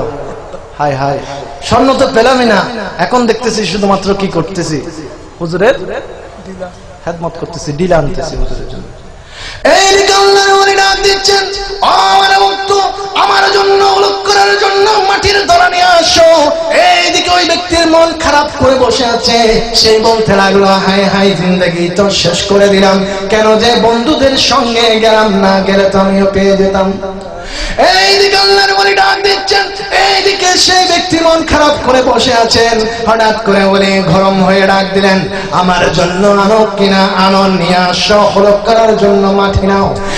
এই বলার পরে ওই ব্যক্তি যখন একটি মাটির দলা, ওই 9টি থেকে একটি দলা হাতের মধ্যে তুলে নিল, সঙ্গে সঙ্গে মাটির দলা স্বর্ণের দলার মধ্যে পরিণত হয়ে গেল। জোরে বলেন, আর একটু মহাব্বত বলেন না। কি হয়ে গেল? মাটির দলা স্বর্ণের দলা হয়ে গেল। আল্লাহর ওলি ডাক দিয়ে বলেন, ও আমার ভক্ত, কি হলো? কই তোমার মাটির দলা আনো না কেন? ওই ব্যক্তি পুনরায় ওই দলা স্বর্ণেরটা রেখে দিল, আবার আরেকটি হাতের মধ্যে নিল, সঙ্গে সঙ্গে ওই দলাও হাতের মধ্যে নেওয়ার সাথে সাথে স্বর্ণ হয়ে গেল। সুবহানাল্লাহ। এইভাবে করতে করতে 9টি পাথর, 9টি মাটিকে হাতের মধ্যে নেওয়ার পরে দেখা গেল ওই 9টি মাটির দলা 9টি স্বর্ণের দলার মধ্যে পরিণত হয়ে গেল। জোরে বলেন আল্লাহর ওলি ডাক দিয়ে বলেন, আমার ভক্ত, আমার জন্য হলক করার জন্য মাটির দলা আনছো না কেন? সেই ব্যক্তি বলতে লাগলো, হুজুর, যে 9টি দলা আপনার জন্য আমি তৈরি করেছিলাম, সেগুলা হাতের মধ্যে নেওয়ার সঙ্গে সঙ্গে দেখি স্বর্ণ হয়ে গেল। হুজুর, আপনি তো আমাকে শিক্ষা দিয়েছেন, এই হলক করার জন্য আপনার মাটি অবশ্যই দরকার, কোন হলক করার জন্য স্বর্ণের দরকার নাই, স্বর্ণ দিয়ে হলক করা যাবে না, পরিষ্কার করা যাবে না, তার জন্য মাটির দরকার রয়েছে। এবার আল্লাহর ওলি বলতে লাগলেন, আমার ভক্ত, যদি স্বর্ণ দিয়ে সামান্য প্রস্রাবের ইস্তিনজা পরিষ্কার করা না যায়, তুমি তাহলে ওই স্বর্ণের জন্য কেন মন খারাপ করে বসে আছো? আমি ওলির গোলামি যদি তুমি করতে পারো, করতে থাকো, তুমি যাকে ধরবে সেই স্বর্ণে পরিণত হয়ে যাবে। জুড়ে বলেন আরো মহব্বত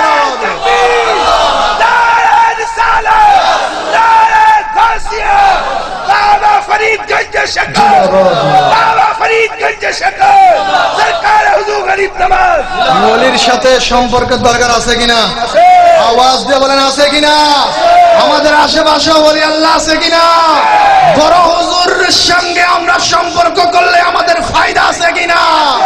আমরা বড় হুজুরের সঙ্গে সম্পর্ক রাখতে চাই কি চাই না? ডান হাত তুলে বলেন, চাই কি চাই না? আল্লাহু আকবার, ইয়া রাসূলুল্লাহ, या गौसुल आजम दस्तगी जिंदाबाद,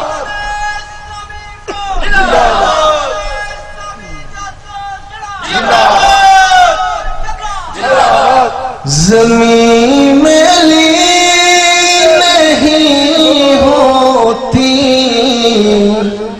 ज़मीन मेला नहीं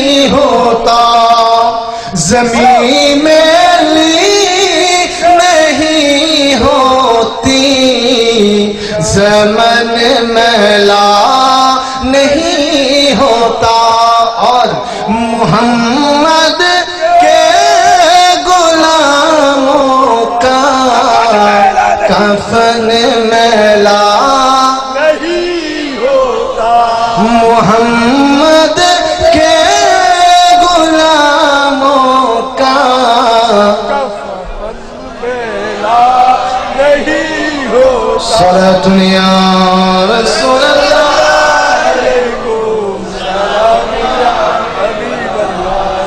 এবার একটি পয়েন্টের মধ্যে আসি। আপনাদের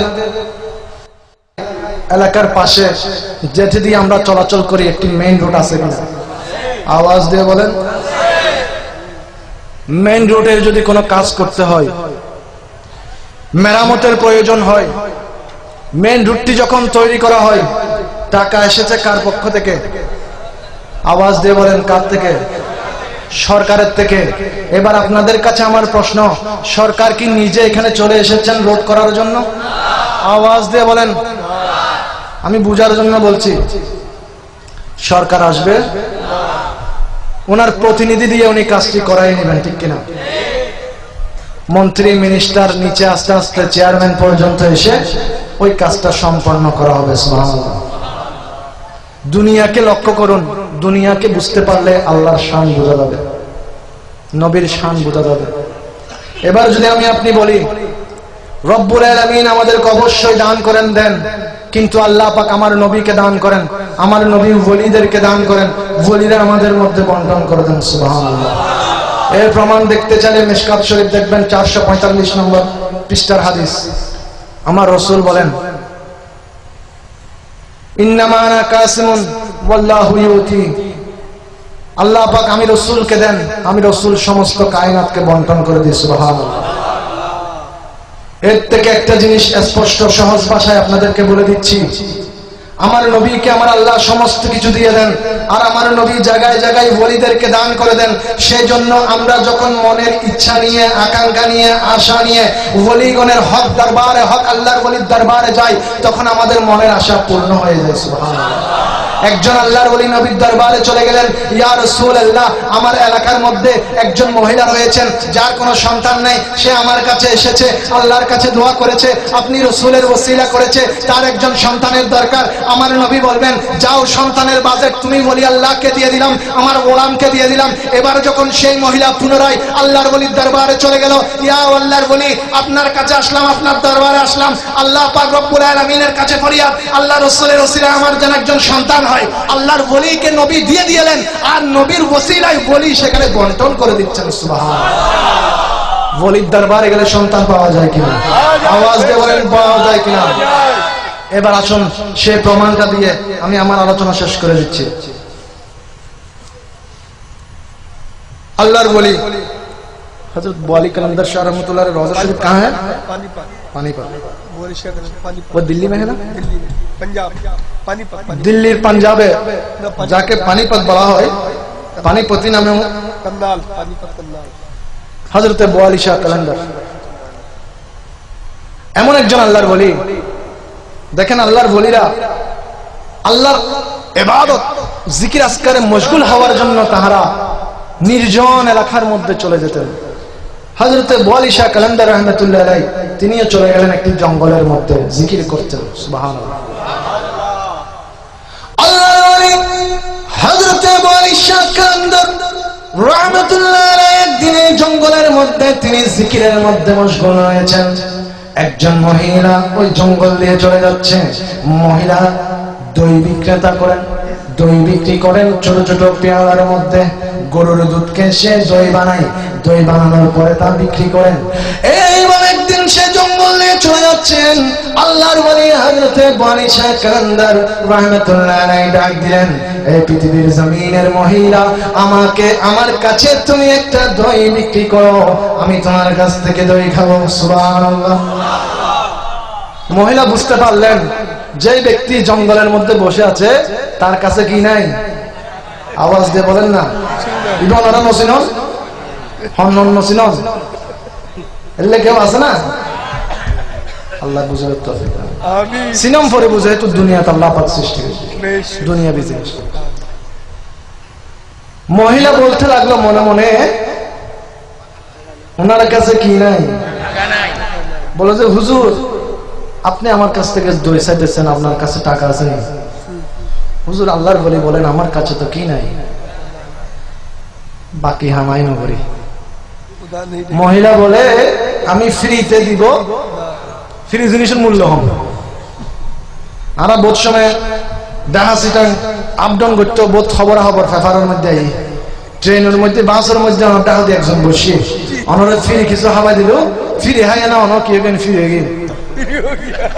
क्या बात हो वाह वाह वाह बहुत माकूल बात हो सही में উড়িয়ে না দেখতে লাগুন কি নাই, গড়ি নাই, পিছনে আপনি মানি ব্যাগ নাই, টিয়া বসে नहीं কিছুই নাই, কিনলে ফ্রি দেয়, ফ্রি একবারে ফ্রি করে দিয়ে। আল্লাহ পাক বুঝার তৌফিক দান করে। মূলত একটু রসিকতা করা আমার নবীর সুন্নত। মিশকাত শরীফে অসংখ্য হাদিস আমরা পাই, আমার নবী সাহাবায়ে কেরামের সঙ্গে রসিকতা করেছেন, হাসিয়েছেন ওনাদেরকে, সুবহানাল্লাহ। এটাই আমাদের জন্য শিক্ষা। তাই আমরা মাহফিলে আসি, কিছুক্ষণ হাসির এই জন্য কথা বলা হয়েছে, রসুলের সুন্নত আদায় হয়ে গেল, সুবহানাল্লাহ। সাহাবায়ে কেরাম নবীকে এত ভালোবেসেছেন, হযরত ওমর রাদিয়াল্লাহু তাআলা একদিন হঠাৎ করে একটি জায়গার মধ্যে যাচ্ছেন, তিনি সফর করার জন্য ঘোড়ার থেকে নেমে গেলেন, নেমে একটু করে হাসলেন, আবার সাথে সাথে ঘোড়ায় উঠে গেলেন, আবার চলতে লাগলেন। অন্যান্য সাহাবায়ে কেরাম জিজ্ঞেস করলেন, ইয়া আমিরুল মুমিনিন, হঠাৎ করে আপনি নামলেন, অবতরণ করলেন ঘোড়ার থেকে, হাসলেন, আবার গাড়িতে উঠে গেলেন, অর্থাৎ ঘোড়ার মধ্যে উঠে গেলেন, তার কারণ কি? ওমর রাদিয়াল্লাহু তাআলা বলতে লাগলেন, আমি আমার রসুলকে ঠিক এই জায়গার মধ্যে এসে একটু করে হাসতে দেখেছিলাম, আর রসুল যেহেতু হেসেছিলেন আমিও সেই জায়গার মধ্যে সুন্নত আদায় করে দিলাম। আমার রসুলের মহাব্বত, আল্লাহ আমাদেরকে সেই মহাব্বত দান করুন। কোথায় ছিলাম? হযরত বুখারী কালান্দার শাহ রাহমাতুল্লাহ আলাইহি বলছেন, আমাকে কি দাও? মহিলা বলতে লাগলেন, হুজুর আমি ফ্রিতে আপনাকে দই দিতে পারবো না, যদি আপনি আমাকে টাকা দিতে পারেন আমি দিব। এই কথা বলার দেরি হযরত বুখারী কালান্দার শাহ রাহমাতুল্লাহ আলাইহি বলতে লাগলেন, আমাকে একটি দাও, আমি তোমাকে পয়সার ব্যবস্থা করে দিচ্ছি। এই কথা বলে আল্লাহর ওলি হঠাৎ করে নিজের কদমের নিচ থেকে ছোট্ট একটি পাথর তিনি বের করলেন, পাথর বের করে মহিলাকে বলতে লাগলেন, এটি নাও, আমাকে দই দাও। সুবহানাল্লাহ। মহিলা বলতেছে, হুজুর এরকম ক্রেতা তো আর কখনো দেখি নাই, পাথর দিয়ে কিনেন, আপনি আমাকে কি পেয়েছেন আমি বুঝি না মনে করছেন, পাথর দিয়ে আমি কোনো লেনদেন করতে। আল্লাহর ওলি হঠাৎ করে জালালে হালাতের মধ্যে আগমন করলেন, এসে তিনি হুকুম দিলেন, এই দুনিয়ার মহিলা তুমি এই পাথরটি আগে হাতের মধ্যে নাও, তারপর কথা বলবে। মহিলা যখন ওই পাথরটি আল্লাহর ওলির হাত থেকে নিয়ে নিলেন, সঙ্গে সঙ্গে দেখলেন ওই ছোট্ট দুনিয়ার পাথরটি স্বর্ণের মধ্যে রূপান্তরিত হয়ে গেল। জোরে বলেন আর একটু মহব্বতে বলেন না সুবহানাল্লাহ। বলি আল্লাহর হাতের বরকত আছে কিনা? কারণ আল্লাহর ওলির হাত আল্লাহর কুদরতির হাত মোবারক হয়ে যায়। আল্লাহর সাথে তারা এমন সম্পর্ক করতে করতে করতে করতে এমন হয়ে যায়, তাদের জবান আল্লাহ কুদরতির জবান হয়ে যায়। আল্লাহুম্মা সাল্লি আলা সাইয়্যিদিনা ওয়া আলা আলি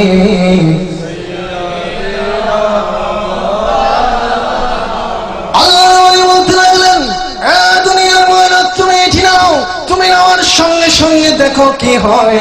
আল্লাহর ওলির হাত মোবারক থেকে ময়লা নেওয়ার সঙ্গে সঙ্গে দেখলেন সেটি স্বর্ণের মধ্যে রূপান্তরিত হয়ে গেল। এবার মহিলা খুশি হয়ে গেলেন।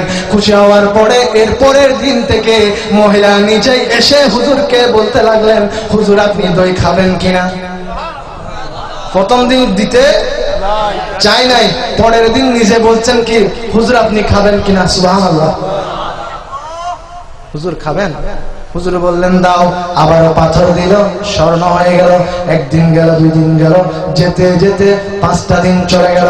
হঠাৎ করে একদিন মহিলার স্বামী ঘরের মধ্যে আলমারি যখন খুললো, সঙ্গে সঙ্গে ঘরের মধ্যে সেই স্বামী দেখতে পেল আলমারির ভেতরে একে একে 5টা স্বর্ণের দলা রয়েছে।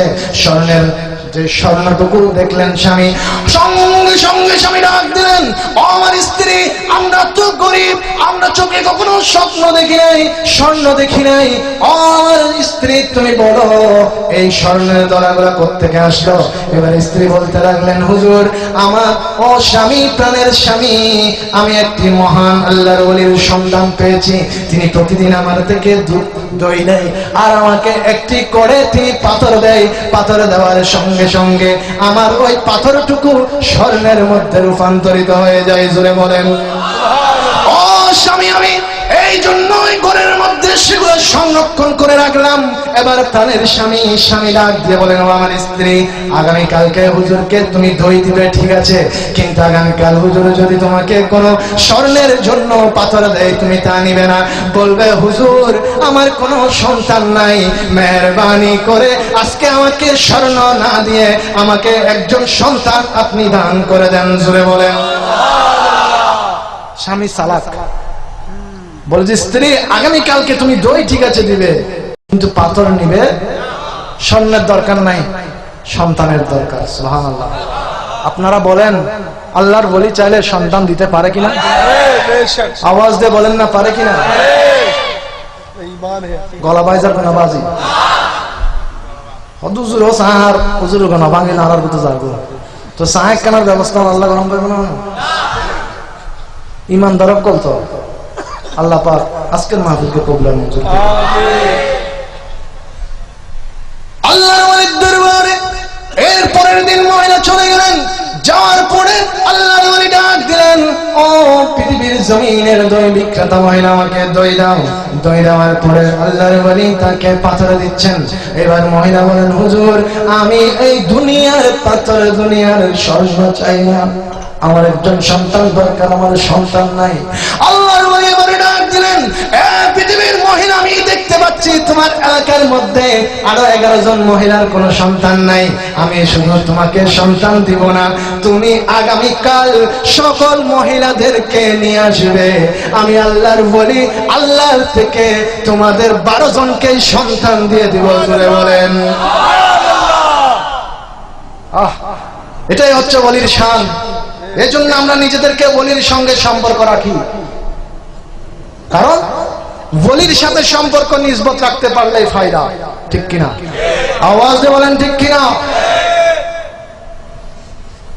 আগামীকাল চলে আসলো, মহিলা এবার ঢোল বাজালো, ঢঙ্কা বাজালো, সবার ঘরে ঘরে গিয়ে বলতে লাগলো খুশিতে, ও আমার বোন, চলো, ওই জঙ্গলের মধ্যে বলি রয়েছে যিনি প্রতিদিন আমাকে স্বর্ণ দেয়, আর আজকে আমি স্বর্ণ চাই নাই, তিনি বলেছেন আমাদেরকে সন্তান দিবে। কয়জন? আওয়াজ দিয়ে বলেন কয়জন? অত হুজুরকে আছে যুগ শিখে বেশি না, 12 জন। কয়জন? 12 জন আসলেন হুজুরের কাছে। এবার হুজুর আল্লাহর বলি নিজের জবানে পাকের মধ্যে একটি পান চাওয়াইলেন। চাবানোর পরে দই বিক্রেতা মহিলার হাতের মধ্যে দিলেন, তোমরা 12 জন মিলে পান খেয়ে ফেলো। সুবহানাল্লাহ। ওই মহিলাকে কে সবাইকে দিতে লাগলেন। একজনকে দিলেন, প্রথমে নিজেই খেলেন, এভাবে দিতে দিতে সবাইকে দিয়ে দিলেন। সবাই মুখের মধ্যে দিয়ে দিচ্ছেন, খাচ্ছেন, কিন্তু একজন মহিলা ইমার মতো আমার মতো পরিষ্কার দেবে, সাপ্প দেবে, সে হদায় কি নয় জুটা, অথচ মুমিনের জুটা আরেক মুমিনুল্লাহ কি আওয়াজ দেন না, শিফা।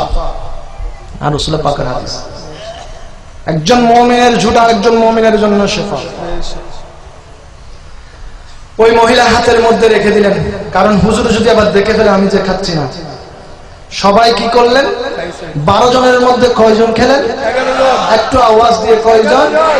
11 জন খেয়ে নিলেন। বাকি রইল কয়জন? একজন। এবার খাওয়ার পরে হুজুর বললেন, তোমরা যাও, চলে যাও, আল্লাহর হুকুমে সময় মতো তোমরা সবাই তোমাদের রেহেমে, তোমাদের গর্ভে নবজাতক সন্তান আল্লাহ পাক পয়দা করে দিলেন। সুবহানাল্লাহ। যেতে লাগলেন, যেতে যেতে যে একজন মহিলা হাতের মধ্যে রেখে দিলেন, সে কি করলো? অন্য 11 জন দেখবে তাই একটি গাছের ফাঁকের মধ্যে সেই আল্লাহর ওলির ঝুটা পান গুলাকে কি করলো?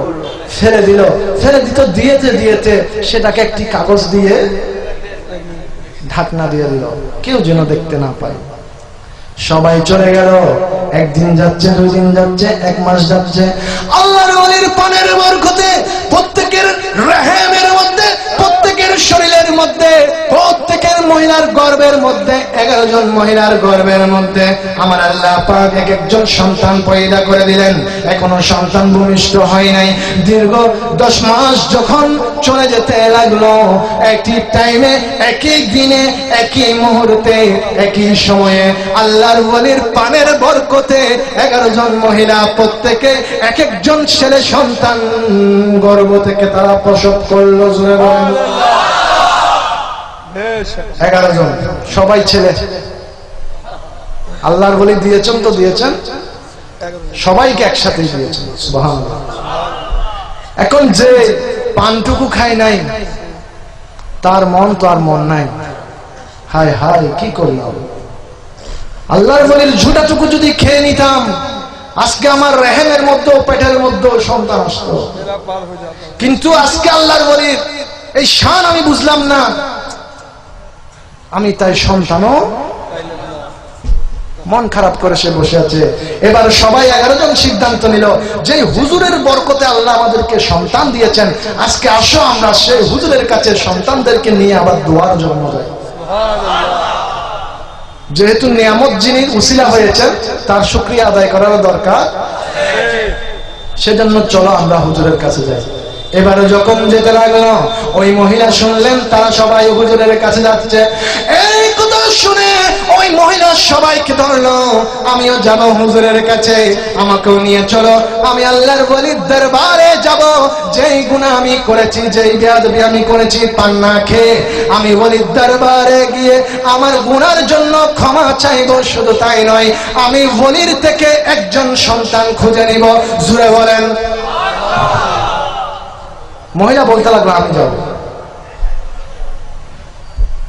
সবাই বলল ঠিক আছে চলো, যেহেতু তুমি গুস্তাহি করেছো ক্ষমাও তোমার থেকে চাইতে হবে। সবাই যেতে লাগলেন। যেতে যেতে হুজুরের কাছে গেলেন। একে একে প্রথমে যে 11 জন সন্তান হয়েছে সবাই হুজুরের কাছে গেলেন, সন্তানদের জন্য এক একটি নাম নিলেন। নেওয়ার পরে আল্লাহর ওলির পানের বরকতের কারণে যেহেতু সন্তান পেয়েছে, সন্তানের জন্য দোয়া নিলেন। দোয়া নিয়ে এক একজন চলে আসতে লাগলেন। সর্বশেষে গেলেন ওই মহিলা যে আল্লাহর ওলির শান বুঝে নাই, পান খায় নাই। সুবহানাল্লাহ। ওই মহিলা গেলেন হুজুরের দরবারে। ও আল্লাহর ওলি, আমি গুনাহগার, আমি ক্ষমা প্রার্থী, আমি আপনার দরবারে নূরানি কদমের মধ্যে ক্ষমা চাই গো হুজুর। আমার সন্তান হয়নি, আমি আপনাকে বিশ্বাস করতে পারিনি হুজুর, আপনার ঝুটা আমি পানটা খাইনি। আল্লাহর ওলির কদমে পড়ে গেলেন। ও আল্লাহর ওলি, আপনি চাইলে তো যেহেতু পূর্বেই দিয়েছেন 11 জন সন্তান, আপনি চাইলে এখনো দিতে পারেন। ও আল্লাহর ওলি, এই মুহূর্তে আপনার কদমের মধ্যে আমার ফরিয়াদ, আপনি আমার জন্য একটি সন্তান দান করুন। জোরে বলেন সুবহানাল্লাহ। নারায়ে তাকবীর, নারায়ে রিসালাত, নারায়ে গাউসিয়া। হযরতুল আল্লামা হাজরা মাওলানা আবুল কাসেম নুরি সাহেব প্রধান ওয়াইজের আগমন, নুরি সাহেবের আগমন, আল্লামা নুরির আগমন, কৃষিবিদ কমিটির পক্ষ থেকে, কৃষিবিদ কমিটির পক্ষ থেকে আজকের কনফারেন্সে যোগ দিন সফল করুন। নারায়ে তাকবীর, নারায়ে রিসালাত, নারায়ে গাউসিয়া। আহলে সুন্নাত ওয়াল জামাত জিন্দাবাদ, জিন্দাবাদ। আল্লামা নুরির আগমন, শুভেচ্ছার স্বাগতম। জগদীপ হাজিপাড়া কিশোর মিলাদ কমিটি। আলহামদুলিল্লাহ, আমাদের মধ্যে এই মুহূর্তে উপস্থিত হয়েছেন আজকের সুন্নাহ কনফারেন্সের প্রধান আকর্ষণ, বিশ্ববরেণ্য আলেম দ্বীন, আন্তর্জাতিক খ্যাতি সম্পন্ন মুফাসসিরে কুরআন, যৌতুক মুক্ত বাংলাদেশ গঠন সংস্থা আঞ্জুমান আল-জামিয়া মুনিয়া ট্রাস্টের সম্মানিত চেয়ারম্যান মুজাহিদ আহলে সুন্নাত হুজুর আল্লামা মোহাম্মদ আবুল কাসেম নুরি মাদাজিরুল আলী সাহেব হুজুরকে আজকের কনফারেন্সের প্রধান ওয়াইজের আসন অলঙ্কৃত করার জন্য বিনীত অনুরোধ জ্ঞাপন করছি। হাজীপাড়া কৃষি মিলাদ কমিটির পক্ষ থেকে হুজুরকে লাল গোলাপ অভ্যর্থনা জানাচ্ছি। হুজুরের আগমন উপলক্ষে হাজীপাড়া কৃষি মিলাদ কমিটির ভাইদের প্রতি দৃষ্টি আকর্ষণ করছি, আপনারা যারা এখন রাস্তাঘাটে ঘোরাফেরা করছেন আপনারা আমাদের মাহফিলের প্যান্ডেলে চলে আসুন। ধন্যবাদ সবাইকে। আল্লাহুম্মা সাল্লি আলা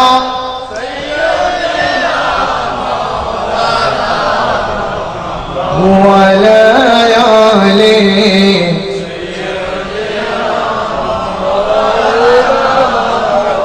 अर्श के है मसनद रिफ़ात रसूलुल्लाह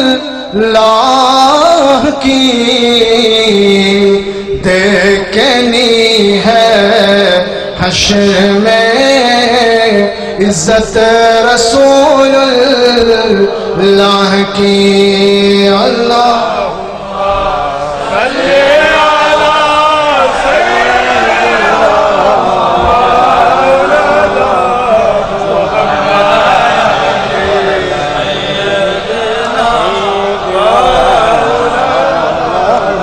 সকলে বলেন মারহাবা। হুজুর কিবলা আগমন করেছেন, ওনার আগমন পর্যন্ত আমার আলোচনার কথা ছিল, ঘোষণা ছিল এই মুহূর্তে আলোচনা শেষ করে দেব, কিন্তু যে কথাটুকু বলতে নিয়েছিলাম সেটি শেষ করে দেব। হুজুরের কাছে থেকে আমি সময়টুকু চেয়ে নিব আর 2 থেকে 3টা মিনিট। আল্লাহ পাক আজকের মাহফিলকে কবুল আর মঞ্জুর করুন। আল্লাহর ওলির কাছে কে চাইতে গেল? ক্ষমা।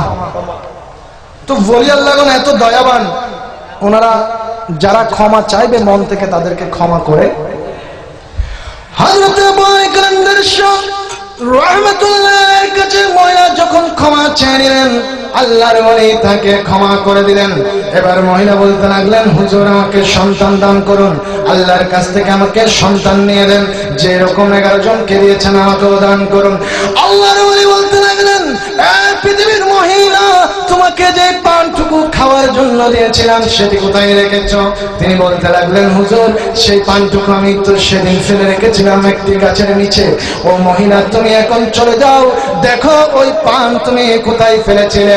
আল্লাহর ওলির হুকুম শুনে মহিলা যখন চলে গেল, ওই গাছের কিনারার মধ্যে চলে গিয়ে মহিলা যখন সেই গাছের মধ্যে নিচে যখন ফেলেছিল, ঘুরে দিয়েছিল কিছু দিয়ে, সেটি যখন তুলে নিল, আল্লাহর ওলির শান দেখেন, সেখানে দেখতে পাচ্ছেন নবজাত একজন ছোট্ট শিশু সেখানের মধ্যে ঘুমায় রয়েছেন। জোরে বলেন আর একটু মুহাব্বতের আওয়াজ বলেন সুবহানাল্লাহ। মহিলা সন্তানকে তুলে নিলেন, নেওয়ার পরে ওলির দরবারের মধ্যে চলে আসলেন, এসে বলতে লাগলেন, আল্লাহর ওলি আপনার কতই শান কতই মর্যাদা আল্লাহ দিয়েছেন, এই মুহূর্তে এই সন্তানটুকু ওই পানের বদৌলতে পেয়েছি। জোরে বলেন সুবহানাল্লাহ, বলেন সুবহানাল্লাহ। ওলির দরবারে গেলে পাওয়া, আওয়াজ দিয়ে ওলির দরবারে গেলে পাওয়া। আমরাও সেই ওলির সঙ্গে, আমরা সেই নবীর সঙ্গে সম্পর্ক রাখতে চাই কি চাই না? আওয়াজ দিয়ে বলেন চাই কি চাই না? আমার কামলিওয়ালা নবী, হায়াতুন নবী, জিন্দা নবী হাশরের ময়দানের মধ্যে আমাদের জন্য শাফাআত যখন করবেন, আল্লাহ পাক রব্বুল আলামিন আসাইয়াবা সাকা রাব্বুকা মাহমুদ আজে বলে দিয়েছেন, পৃথিবীর জমিন থেকে আমরা কবরে যাব, কবর থেকে হাশর উঠব, হাশর ওঠার পরে যখন আমাদেরকে রব্বুল আলামিন কামলিওয়ালা রাহমাতাল লিল আলামিন নবী পাক সাল্লাল্লাহু আলাইহি ওয়াসাল্লাম সিজদার মধ্যে পড়ে যাবেন উম্মতদেরকে জান্নাতে নিয়ে যাওয়ার জন্য। আল্লাহ পাকের দরবারে যখন সিজদায় পড়বেন, আল্লাহ পাক ডাক দিবেন, ইয়া রাসূলুল্লাহ এভাবে কান্না করবেন না, আপনার কান্না মুবারকের কারণে জাহান্নামের আগুন নিভে যাবে। আপনার জন্য আপনার গোলামদেরকে, আপনার উম্মতদেরকে আমি বাঁচায় রাখবো, কিন্তু যারা আপনার সঙ্গে গুস্তাখি করেছে তাদেরকে শাস্তি দেওয়ার জন্য জাহান্নামের আগুন, আপনি কান্না মুবারক না থামালে এই জাহান্নামের আগুন নিভে যাবে। ইয়া রাসূলুল্লাহ, আপনি মাথা মুবারক, সর মুবারক উঠান, আপনি চান যা আপনি চাইবেন। আমার আল্লাহ পাকের কামলি ওয়ালা নবীকে রব্বুল আলামিন বললেন, ইয়া রাসূলুল্লাহ, জান আপনার 1 লক্ষ উম্মতকে জান্নাত দিয়ে দিলাম, আপনি রাজি হয়েছেন? আমার রাসূল বলবেন, ইয়া রাব্বুল আলামিন, আমি রাজি হতে পারিনি। আল্লাহ পাক বলবেন, জান 2 লক্ষ দিয়ে দিলাম, আপনি রাজি হয়েছেন? আমার রাসূল বলবেন, আমি রাজি হতে পারিনি। আল্লাহ পাক বলবেন, জান লক্ষ লক্ষ দিয়ে দিলাম, আপনি রাজি হয়েছেন? আমার রাসূল বলবে, আমি রাজি হই নাই। আল্লাহ পাক এবারে বলবেন, কুরআনুল কারীম দিয়ে ঘোষণা দিয়ে দিবেন, ওয়ালা সাওফা ইউতিকা রাব্বুকা মাগফিরাতা। আমি আল্লাহ পাক আপনি রাসূলকে হুকুম দিলাম, আপনার যত ইচ্ছা হাশরের ময়দান থেকে আপনি আপনার উম্মতদেরকে জান্নাতের মধ্যে প্রবেশ করায় দেন। চিৎকার দিয়ে বলেন সুবহানাল্লাহ। আল্লাহু আকবার।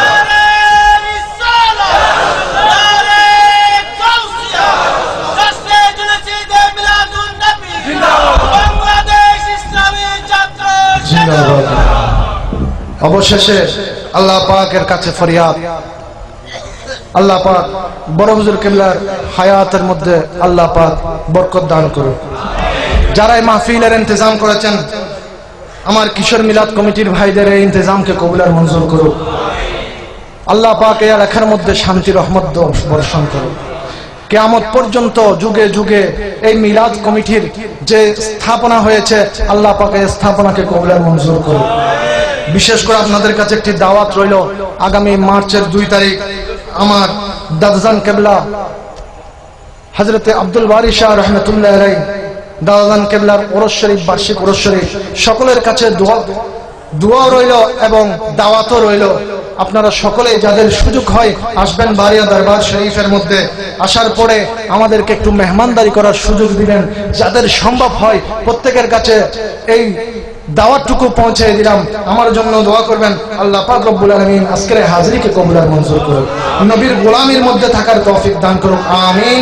ওয়া আখির দাওয়ানা আনিল হামদুলিল্লাহি রাব্বিল আলামিন। আসসালামু আলাইকুম ওয়া রাহমাতুল্লাহি ওয়া বারাকাতুহু।